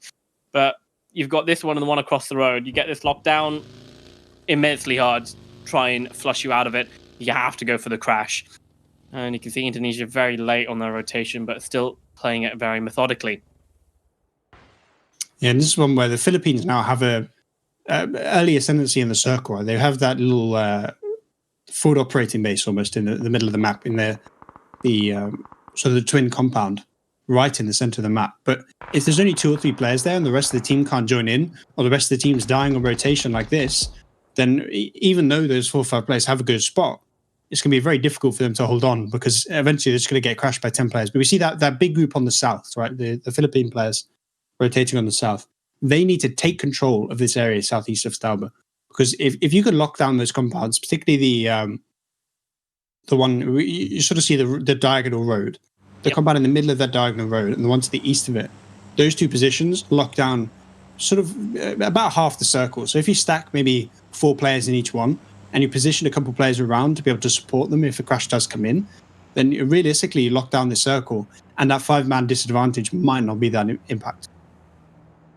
Philippines making their way in from the south, Indonesia making their way in from the west, and it looks like they're going to be going up towards the Stalber Hill Hearts. They'll have the high ground for sure, Saint, but will that help them? As I said, I think compound's more important than high ground in this circle specifically, because the high ground is the northwestern edge, right, which we see the Indonesians heading towards. And yes, it's really strong. You can see a lot of the map. But being able to see the map, be able to see how the Philippines have just locked down the important positions is not really that helpful, because realistically you can't breach them. So, if the Philippines just take control of all this bit of the map uncontested, if you don't see that sort of death stack hit one of the compounds on the south and take it over early, then I'm sort of fearing for the long-term future of this Indonesian team. But they do have an opportunity here where they can take control of that northwestern side, at least towards towards the twin compound in the north. The compound's just up the hill from it. They can sit in there and sort of rely on the circle a little bit. I mean, they will need a nice northwestern shift, but we have seen that in the past with this circle. It's not out of the realms of possibility. The circle does come northwest. So, I mean, maybe that's the game plan coming into this. Couple of knocks by the balloon. Very late rotations, getting punished for that. So, but you can see just a death ball squad. And this is an awful time to have players knocked now because the circles are about to pop, and this is the important circle. And we see it shift towards those compounds. The twin compound in the north, the forest compounds in the south are really important in this circle now. And realistically, it's going to be very difficult for the Indonesian players to find a way in. They have to really crash something. I think they need to take a gunfight in this circle or the next one, or there's not going to be a way into the circle for them. I want to see them crash that twin compound in the north. Take a gunfight, at least in one side, crash the western side, because the east side can't really support. Take this gunfight here. If they can take control of this, yes, it's not an amazing position in the circle, but there's only 4 players there. So if you crash it with enough players, you'll be good. There we go. First one going in all by himself. He's going to get taken care of very easily. But there we go. The information is passed on. This compound is not clear, boys. You can see why send one? Indonesian forces. They're falling back. They're going back up the hill. They've got to reevaluate, rethink their plan. Where's the commander when you need him? I mean, that's a position where you just need someone to go, well, we know there's going to be players there because it's a really strong position in the circle and they've had ages to get there. So we know there's going to be people there. Just clash it with 6, 7 players. Send a big group. Ooh, okay, I think he must have crashed. Send one of these groups here, just crash the compound with the large group and you could just overwhelm them. Yes, you might lose a couple of players, but you have that man advantage to play around and you can start to shut down these pockets of resistance. What is that? 4 Philip? I mean, they had 5 and then they just sent one to die for no reason. They got 5 again, but... And the problem here now, Saint, is now that they've shown themselves, they've shown exactly where they are, the rest of the Filipino team know what to do around this. But you can see that southern force of the Filipino team, they're not acting upon this. And it looks like Indonesia have managed to gain some ground within the circle. Mind you, not very good ground, but ground nonetheless. Yeah, they have a foothold on the little peninsula, sort of in the central western edge of this circle. It's good high ground. We've said several times now that high ground's pretty important. But if the circle does then shift away from the high ground, it sort of reminds me of map 1, where the Filipino team had the high ground, right? And because they shift away, and because they had no control over the strong compounds that were in the low grounds, they really struggled. But wow, I said they needed a good shift. That's not a good shift. That's a perfect shift. All the way towards Indonesia. Suddenly those positions that I said were strong for Philippines are not even in the circles. I mean, this has turned completely on a dime from a game where realistically it was Philippines want to lose. And now, I mean, if Indonesia lose this, then just chalk the series, move on. Just give it to the Philippines.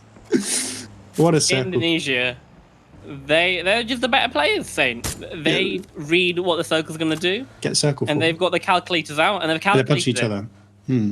They've calculated it perfectly. They're getting a bit too excited. There's still an opportunity. If they can if Philippines can take a good gunfight, there's an opportunity where, let's say they crash on the southern side before the rest of the Indonesian players can support it, and then they can overwhelm. And overwhelming is because of the amount of players in the server. It's a very viable strategy. But because that man advantage now, we see 7 in favor of Indonesia, it becomes less and less of an impactful strategy. Now you need to commit, instead of committing 20 players, which is like 2/3 of your team, because you've only got 20 players left, you basically have to commit your whole team to one gunfight to have enough players to overwhelm now. And there's an opportunity here where, realistically, there's an all-in Indonesian team. If the Philippines swing and take this gunfight, they could just come round and just hit them in the back. Echo Theory, being the most forward position currently, trying to scout for the team, getting peppered a bit, but the rest of his team's just joining him. It's not a great position, boys. You need to go further. You need a fight. You need to listen to Papa Saint over here. He's right. Take a gunfight. BRDM is coming in slowly but trudgingly. It does spot out Zerosin. He was getting peppered still. That BRDM is just a little scouting force by the looks of it. 1 player in. I think this is an opportunity where you need to forget that it's Battle Royale. Because in squads, in duos, and solos, you're always trying to survive. That's the main focus of your playstyle. You're trying to get to the late game as a team, trying to make those slow and steady rotations to preserve your team, at least keep as many players up as possible.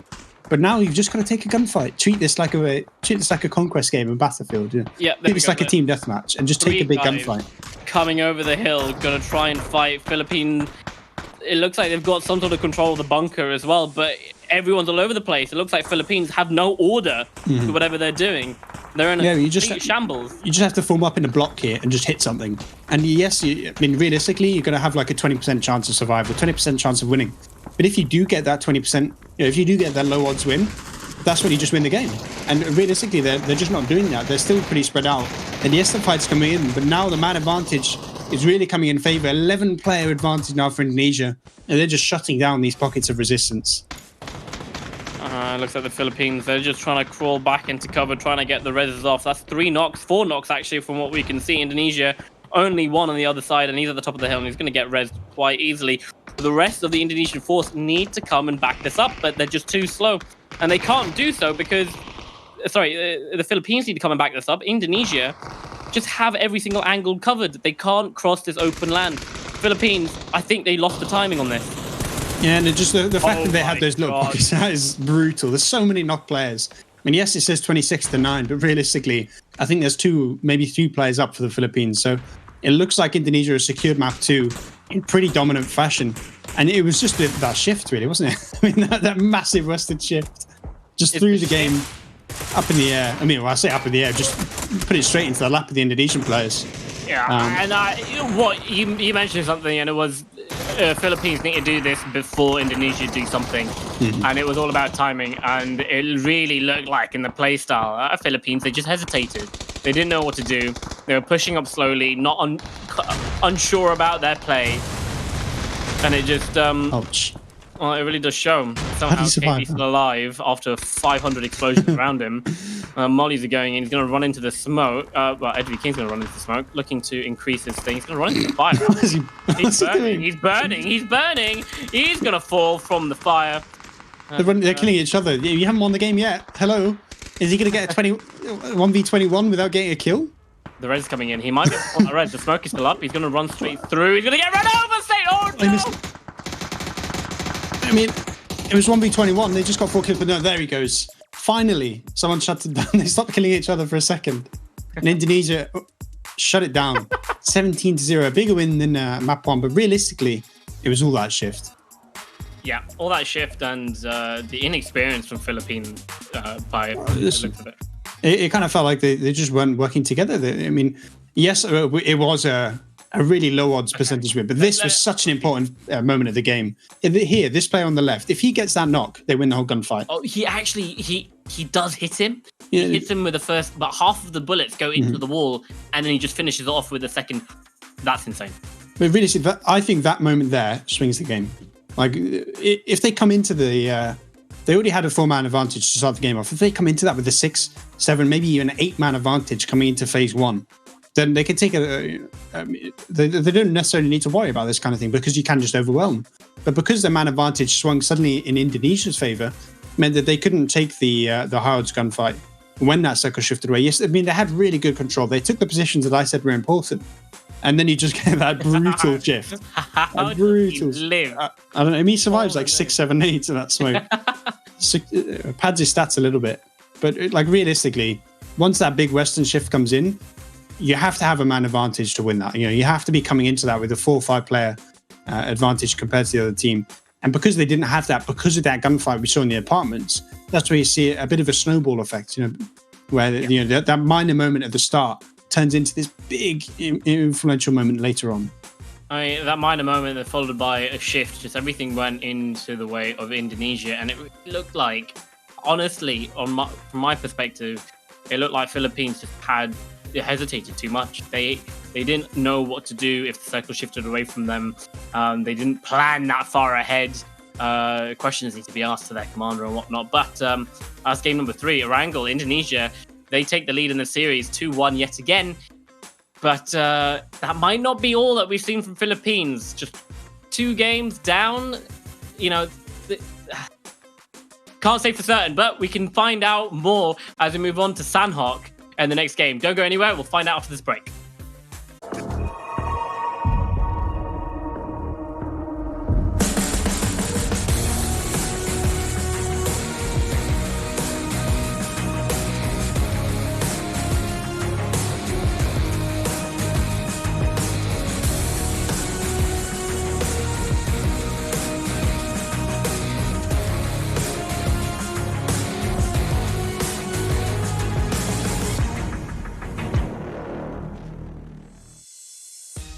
3 games in, it is 2-1. Indonesia leads the Philippines by an extra game. We just saw a wrangle. And it was massacre. Yes, Saint, you're right. Absolute demolition. It was a walk in the park for Indonesia. Philippines stood no chance. We're going to be moving on to Sanhok now. A very, what can we say, controversial map in terms of the play style, what to do and what not to do. But it is here where Indonesia increase their lead, or Philippines are looking to tie the game. My name is Talha. You're joined by Saint as well. And as we go into Sanhok, Saint, from the performance that Indonesia have put forward, are we just going to see them completely face roll Philippines, or do Philippines have a fighting chance? Well, we go back to what we said at the start, before any game had happened. We said that Vikendi and Sanhok were the two maps that play differently. The two maps where the underdog team can maybe find can finagle a way to win those maps, and then they need to sneak around Wrangle or Miramar. And I think that's exactly what we've seen. We've seen the team that was our sort of favourite has won Miramar, has won Wrangle. The team that was not necessarily a favourite just got that better positioning on Vikendi that turned into a win. And Sanhok now is a position where, once again, it's a very different map. The playstyle is very different. It's much more gunfight oriented, which opens that possibility for the team that's not necessarily playing as well right now. The team, the Philippines, that has lost 2 maps, obviously. This is the opportunity for them to equalize the series. And I think if they don't win this map, it's going to be 4-1 for me. Well, we have seen Sanhok be very, very close in the past before, especially with one of these teams, surviving with nearly like 2 for 8, becoming a 1 for 6. So anything is possible, but there's one thing for sure that I have definitely seen. Indonesians like the BRDMs. Yeah. Really like the BRDMs. Does the BRDM have any place in a Nations Royale set? I think it's less important in this than it would be in like a squads thing, because obviously it's not in competitive squads at the minute. And realistically, if it was, it'd be really strong, because yes, it's slow. Yes, you can blow it up fairly easily if 4 people are shooting it, but it can survive. But in Nations Royale, if you've got 6 people shooting that car, it's going down in like 10 seconds. It's just gone. And you can put 5 people inside. So you could just be getting 5 kills for free there. So I think there are situations where it's useful. We throw back to like Vikendi, where they used it to get onto the hill. They used it to get a couple of players onto the hill, and it worked quite nicely. But I think realistically, it's not that strong. It's not as strong as maybe it seems. There are the scoreboards on your screen. TD still leading in Indonesia with 9 kills, just increasing that. Pinkish challenging him on the Filipino side with 8 kills. We can see slowly. Well, Philippines actually only 2 players behind in terms of how many people have had an impact in these games. So it is ever slowly increasing. Nonetheless, you can see just way more kills than a small amount of players, especially in the top 10 for Indonesia compared to the Philippines. As we make our way over, well, they're not here, but we are in Thailand on this map, Sanhok. Welcome, ladies and gents. It is game number 4.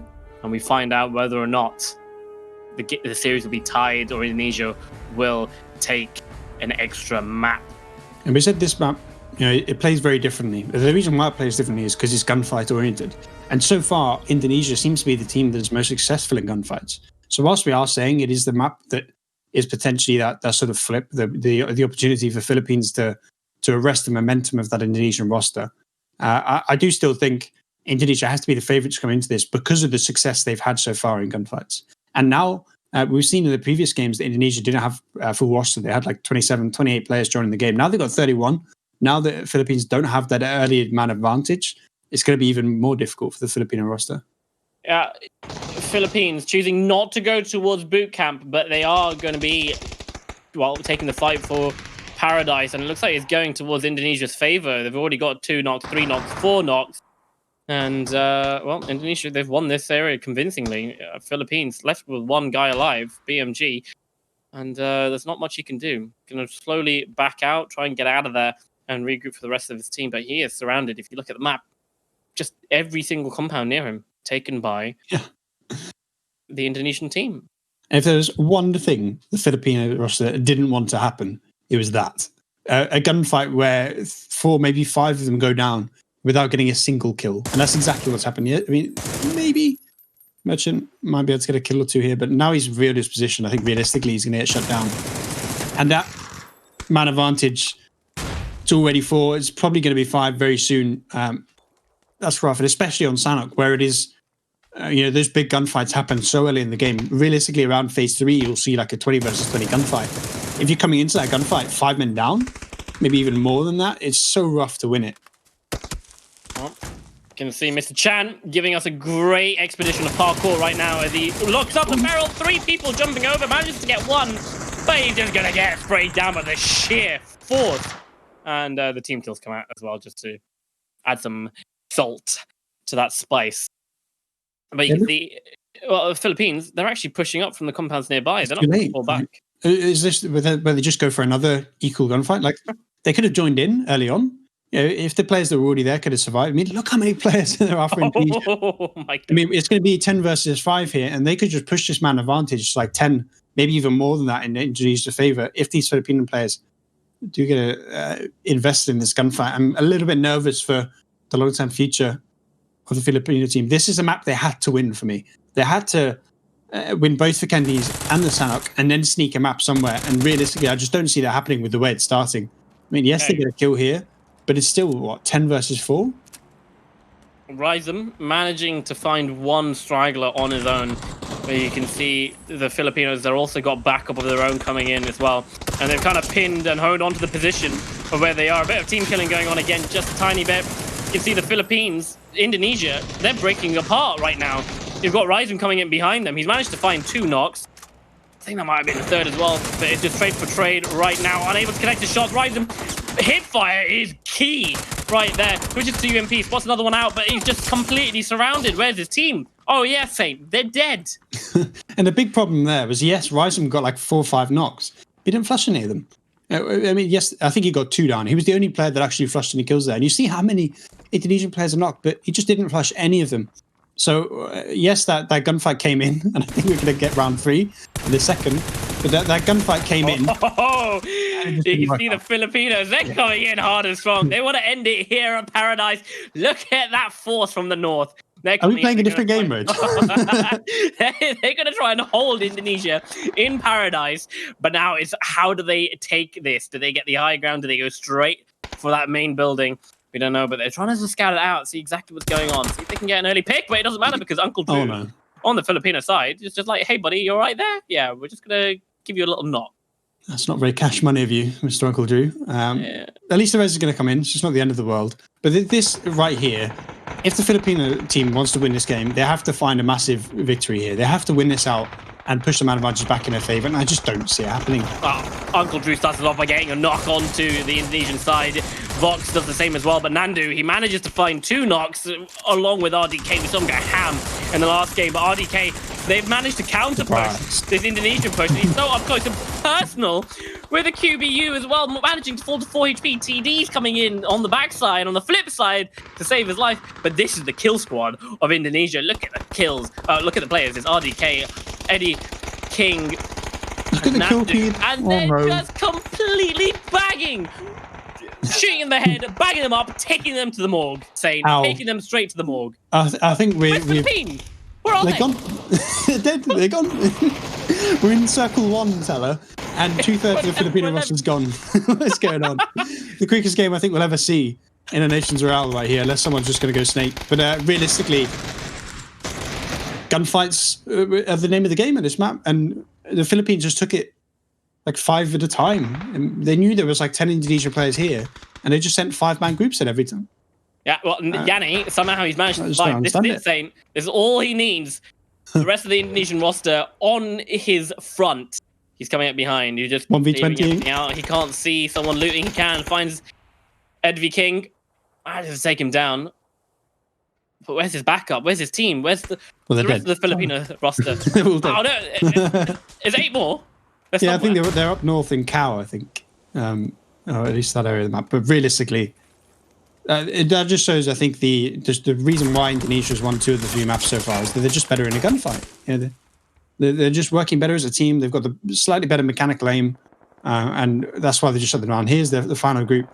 But I don't understand we saw the whole of the Philippines wanted to converge in that area, wanted to take that gunfight. But it was like they were, what's that Molotov doing? Like they were considering it like a team deathmatch, where they thought they could respawn because they just started running in before the rest of the team was there. And we saw that little group on the Indonesia, please. Oh no. Somehow Philippines will find a way to win this. But anyway, as I was trying to say, we saw that group come from the east, right? But there's 5 or 6 players that ran in, and they just didn't wait for the rest of the team. They just took the gunfight before the 10-man group from the north came. And I think if the Philippines had collapsed together, there was an opportunity where they could have won that. There we go, the firing squad, the hit squad on the hill from the Philippines. They're shooting, they're seeing these knocks come in, and they're like, can we get some kills here? Like, whatever. But meanwhile, while they're all looking at Paradise, they've got a little Indonesian hit squad coming in from the forest, and they're moving pretty fast by the looks of it. They're out for kill, but they have been spotted. Defiant hides into a hut, has to heal up. Yeah, I kind of feel like the Philippine players have recognised their plight here, and they're just trying to get it over and done with. Move to map 4. This is the map they had to win for me. I said it had to be Vikendi and Sanok that they had to win. And losing this map, yes, they got the Vikendi, but now coming into a Wrangle, which we've already seen them get smashed on. I think it's a Wrangle next, but coming into at least one of the maps that they've already lost, so we know they've already lost. You have to be coming into this thinking for Philippines that it's going to be a really rough final match. I think this is the quickest game in Nations Royale history, if it ends here. So I hope everyone's enjoyed it. As we see a slaughter, it's for sure the only game that's ever ended in phase 2. I think it's ever happened. Where's the last player? Yeah, what? Imagine if he's just like set a circle and Indonesians just start killing each other here. He just wins. Wasn't he with the rest of the Filipinos over here? No. There's one player just... Where the hell is he? Are they actually flushing their kills? No, they're just knocking and then resing. Yeah, but there's no one there to res. So... Where was the last player? I don't know where he's gone. Can we see the map, Mr. Observer? See where he is. What? What? What? I know I'm colorblind, Saint, but I can't see. Well, he's dead. He just died. Where the hell was he? Oh, he was in the compound. He wasn't. He just wasn't showing up. Okay. I've never been more confused in my life. I don't know what I've just witnessed, but that is the quickest game in Nations Royale history, over and done with in 9 minutes. Ouch. Indonesia take it 3-1 now. Philippines giving up? It almost felt like they had a plan to take that gunfight, and they just did a really crap job of it. Like, that was one of the worst gunfights I've ever seen taken. Because they knew there was 10 players there, right? And they had 4 different groups converging on this position, and they just all went in one by one. And we saw, round 1 was the group that landed there. Round 2 came from the east. Round 3 from the north. And round 4 ran all the way in from, I think, Camp Bravo up in the northeast. They just took it in their quartets. Took all these gunfights. And I mean, Ryzem had an opportunity here where he could have got 5 or 6 kills. He actually got 5 or 6 knocks, but he just didn't flush any of them. Like here, he just doesn't flush him. He knocks this guy as well. There was an opportunity where he could have got 4 or 5 kills and maybe arrested the momentum of the Indonesian team. But because those flushes didn't come in, and because I think Indonesia in the end came out only losing 2 players from that initial gunfight, for 10 kills, it just became such a big man advantage in Indonesia's favour that Philippines sort of had to Hail Mary it into probably a gunfight where they had like a 5% chance of winning, maybe even less. Philippines playing a different mini game, honestly. Like, it's we're in a team deathmatch. I didn't say it's team deathmatch. Brilliant. Love it. It's like, can we... So we're going to play that game where one team has a compound and we're just going to see if we can break their defense. Like, that's all it was. It was literally just, let's go again. I mean, it's been an absolute slaughter when there's, I think, 4 or 5 players on the Indonesian team that had more kills against Indonesia than the whole Filipino roster did. So that was a really rough game to watch, but it was funny. It was fun to watch, but at the same time, I feel really bad for the Filipino team for how much of a slaughter that was. Yeah, I feel bad indeed. We will feel bad after the next game if they don't Well, deliver by the looks of it. They want to end this quickly. Well, they're doing a great job at it currently by losing, but hopefully they haven't given up just yet. They have one more game until they are knocked out. Indonesia, oh, their rematch, their vindication against Thailand is looking a lot more juicier. Let's find out what happens after this break.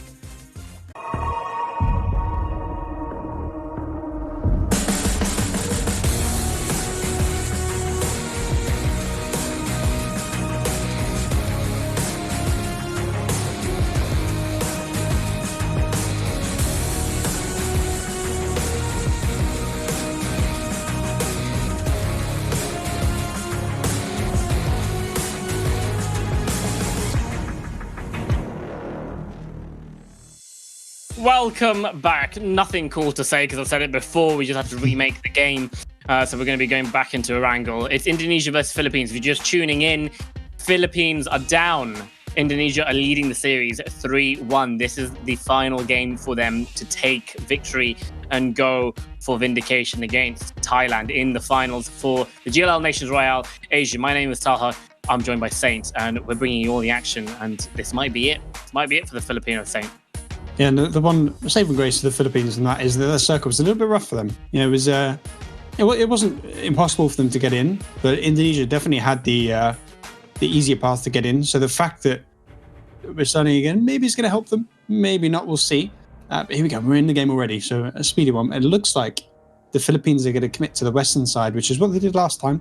You know, what they did on the game that got remade. So it's sort of going for the same split again. It looks like a couple of the Indonesian players are going to stay in the plane a little bit later, though, and maybe go towards mini base. Well, yeah, it does look like that indeed. You can see the plane is vastly different from the last game. Starting in the north, they're going right the way down to the south, and Indonesia, they are going to opt to take control of a mill base. Might have watched a replay of the last game, saw the rotation coming in, and decided, actually, yeah, tell you what, let's cut them off at choke points. It's also... we've seen in the past where the team that gets control of Billy Base, when it shifts down there, just win. I remember, I think it was Hungary versus Poland in EMEA, where Hungary had, I think, 8 players that landed on the military island, and then it shifted there, and they just locked down both bridges, and Poland couldn't find a way in. Oh, and I think it was something like 28-0. And there we go. That's a circle that's favouring Philippines for sure, but it's a pretty even one. I want to see Philippines now come towards sort of to the west of Gatka, which would be about like a radio tower, the little compound on the hill southwest of radio tower, and maybe the areas to sort of the northwest. If they can just control that field on the sort of western central area of the circle, they should be in a good position because historically that's where the circle will be going. Yeah, I feel like they might get baited out by Everest and take a few too many players there, try and hold it. It won't be a wise idea, especially with the force that we've seen Indonesia able to use just outnumbering people in pushes and taking stuff by just willing it to happen, and it happens. But it's this Filipinos game, and well, they can't make any mistakes from here on out if they do want to carry on and smell what the finals are like. He's just looting up fine. I think really here, like I sort of said at the start of the game, the early game is going to be really important for the Philippines. They need to make sure all their players survive, make sure they get into the circle and get a half-decent position, and just play a little bit more reserve, play a little bit passive, and sort of force the Indonesians to make a play. Because I think if we go back to the previous Orangul game, where if the circle had gone anywhere except the west, Indonesia would have had to go for like a low percentage crash on a compound. Right? And we almost saw it happen on the twin compound just southeast of Stauber, where the Indonesians almost crashed it and then changed their mind at the last second. And I think if you can force them to go for those sort of positions where they panic crash something, yes, that is normally the strategy for the team that's attacking to find a way into the circle, but it also puts you in a position where you can get like 6 or 7 kills pretty easily and maybe swing the game in your favor. So I just want to see them set up in the circle, create a bit of a trap for the Indonesians and lock them out of the good positions, and then get towards that phase 4 with, let's say, 30 alive. And then there's an opportunity where they can win this and go to that map 5. Or map 6, rather. Let's see what the Filipino commander has in his playbook for a circle like this. Very stacked up there in Georgia Pole. Mm-hmm. That's a lot of players. I don't know if there's enough loot. You've got the apartment buildings. There might be just about enough loot for them to all be geared up, but definitely not at the state of level 2s and level 3s. And not Like we said with Severny, last game, there's not many cars either. They're going to have. I mean, North Georgia is pretty infamous for having really bad car spawns. So there's one hard spawn normally, but we're not in esports mode, so that's not there. And maybe you'll get one to the east, but realistically, there's just not many cars in North Georgia. And there's a sort of potential that maybe 6-7 players of this team that are up in North Georgia don't have a way to leave, just not on foot. And then because they can't get their full team down in the circle, Indonesia might be able to get a bit of presence in the middle of the map, might be able to get that map control that will just put them in the driving seat to get their fourth map. See a couple of players from Indonesia unable to find vehicles exiting Rothog going towards Watertown. Philippines. He's Austin Powers it. God. He's Austin Powers it. Oh no. Dear. There we go. Oh God, definitely. Oh. Oh no. Oh, I'm gone. He's given up. Has he crashed? I think he might have actually. No. Oh. Oh. He's lagging. He was making it look like he was laggy as an excuse. I was going to say, definitely not part of driving. Wonder what his art's like, though. You can see. Well, if there's anything like that, not great. I suppose that was performative art. Contemporary art. That was abstract performance. So. But yeah, we look at this and we said we want to see Philippines get a bit of control, go early, and they're just not doing that.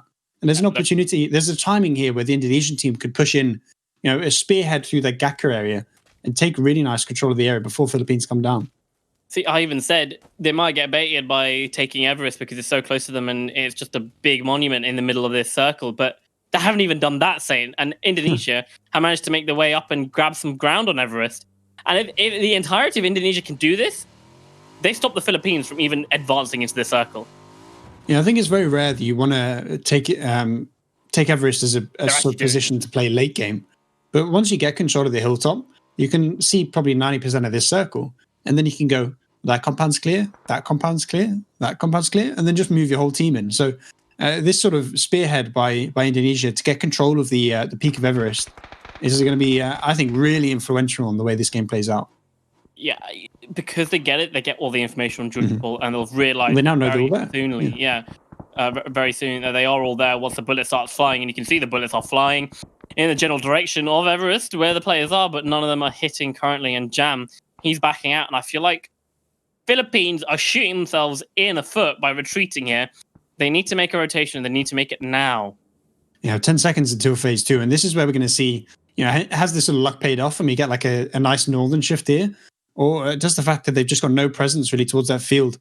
Ooh, I'm not liking that if I'm Philippines. As now all of a sudden Everest does become a really strong position. I expect, because this circle's gone quite east, we're sort of going to end maybe on the southern side of Everest, right? In the little forest to the south of it, maybe sort of the northeast of Gaka. That's the sort of area you want to be setting up around. And by having so many players on Everest now, it becomes really hard for the Filipino players to get anywhere near there, because you drive close and your car just gets blown up. So I'm really not liking this if I'm on the Filipino team, and I'm loving it if I'm Indonesian.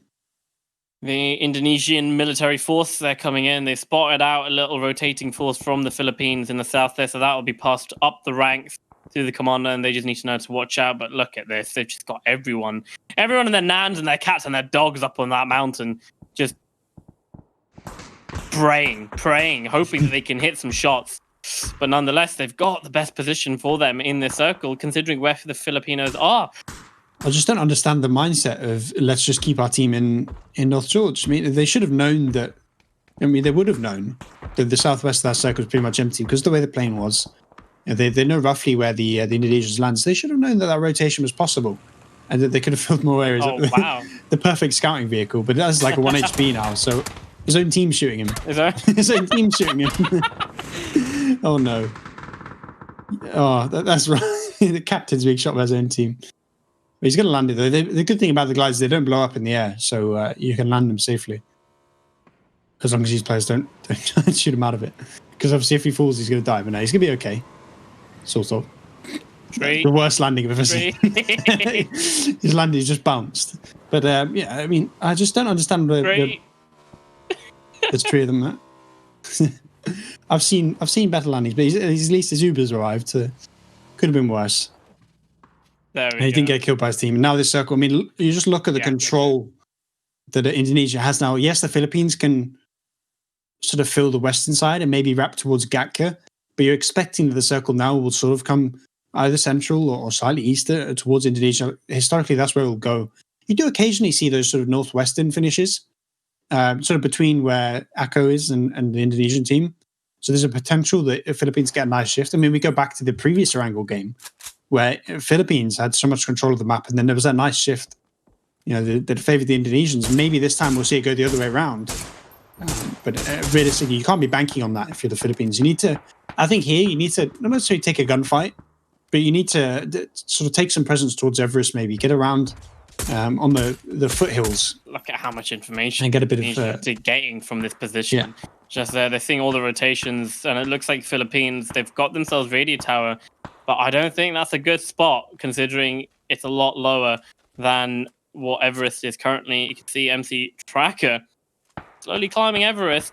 It could be the dagger in the back that Philippines need for the way this game is playing out. But one man, we've seen time and time again, just not enough. Indonesia still doing the little killing spree on their own teammates. And now we see Philippines, they've got no choice. They have to take the fight on Everest. But look at this L defense coming out by Indonesia. They've spotted exactly where the Philippines are, and they've got their defense set up perfectly. And once again, it kind of feels like the Philippine team's not really on the same wavelength. We see all these different groups doing different things. Some of them are setting up on the west side. Some of them, like 3 or 4 players, are pushing up Everest. And they just need to do something together. I think sometimes it's not about saying, finding the perfect thing to do. It's about doing it as a team, right? If you send 20 players up Everest, yes, you're going to lose a few of them.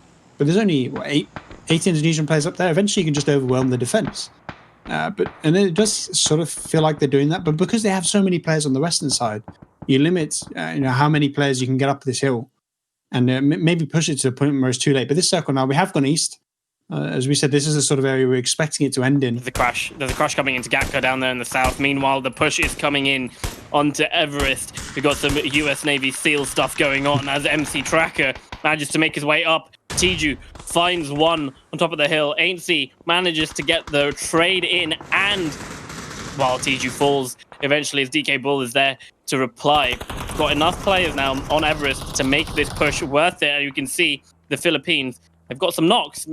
Mind you, knocking their own teammate in the process, but still, it might be worse. And this is where we need to see the Philippines just converge on this area, push it, and overwhelm the few Indonesian players here, because it's an opportunity. They can push a man advantage in their favor by just wiping out the players on top of the hill. And yes, it becomes a bit difficult to run down, but if you have like a 4 or 5 player man advantage, it's pretty easy to do. So the Philippines needs to just collapse on this. And I want to see a bit of reinforcement coming from Indonesia, recognizing that the vast majority of the Philippine players are up here. Just collapse on it. Get all your players up here and just take this gunfight. Because if you can win this out, if you can stop the Philippines from getting any control of Everest, then you can just win this game straight up. It's really hard to see. You just got the front line. Philippines looks like they've got the top of the mountain right now, and they're pushing their way back. But look at the kill feed coming in for Indonesia. RDK and Ain't Zani managing to just stop the forces. Eventually, cars running down the hill. You don't want that. I feel like Indonesia have recognized the force, and they are investing a lot more players here. For EdV King, it is just a shooting range for these guys up here on the hill. Indonesia, they're holding it. It's 27-23. Maybe... will he fall? We don't know. That's the name of the game. And that's his name right there. C1 Moy. I just get an insane spray down. This was such a perfect counter by Indonesia. They saw that the Philippines wanted to get control of the hill. They sent, I think, 20, maybe 25 players up there to try and take it.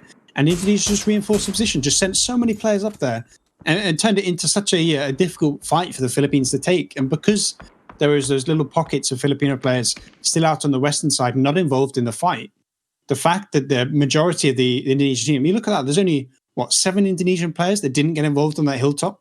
Yeah. The fact that they sent so many players to that hilltop means that they were just able to out-trade the fight, and suddenly they've got a 9-player man advantage.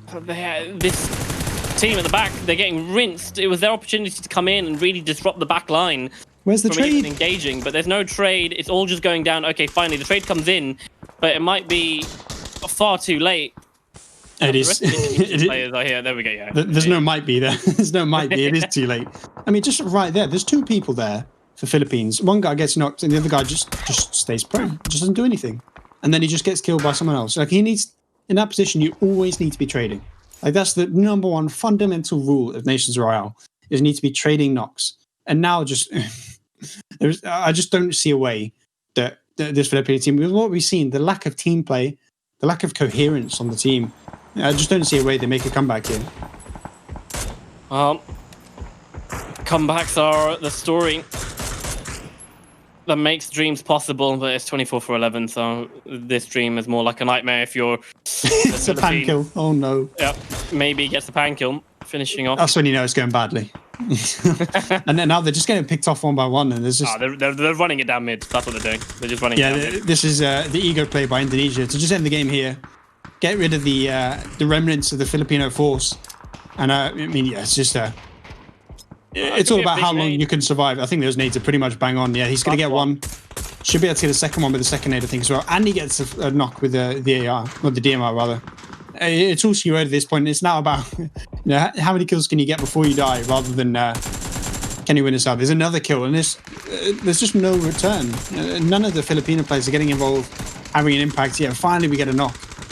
Finally a couple going their way, but realistically, it's just been such a one-sided affair. Yes, we saw that one map go knock each other again, and we saw that one map go in favour of the Philippines. But realistically, Vikendi was only because they got such a nice position. They had that control of the hill, and the Indonesians were forced to go for such a one-sided crash. So there we go. Finally, the Indonesians shut them down, 4-1 in the end for Indonesia. And despite the fact that it wasn't actually 4-0, I think it was a really dominant performance.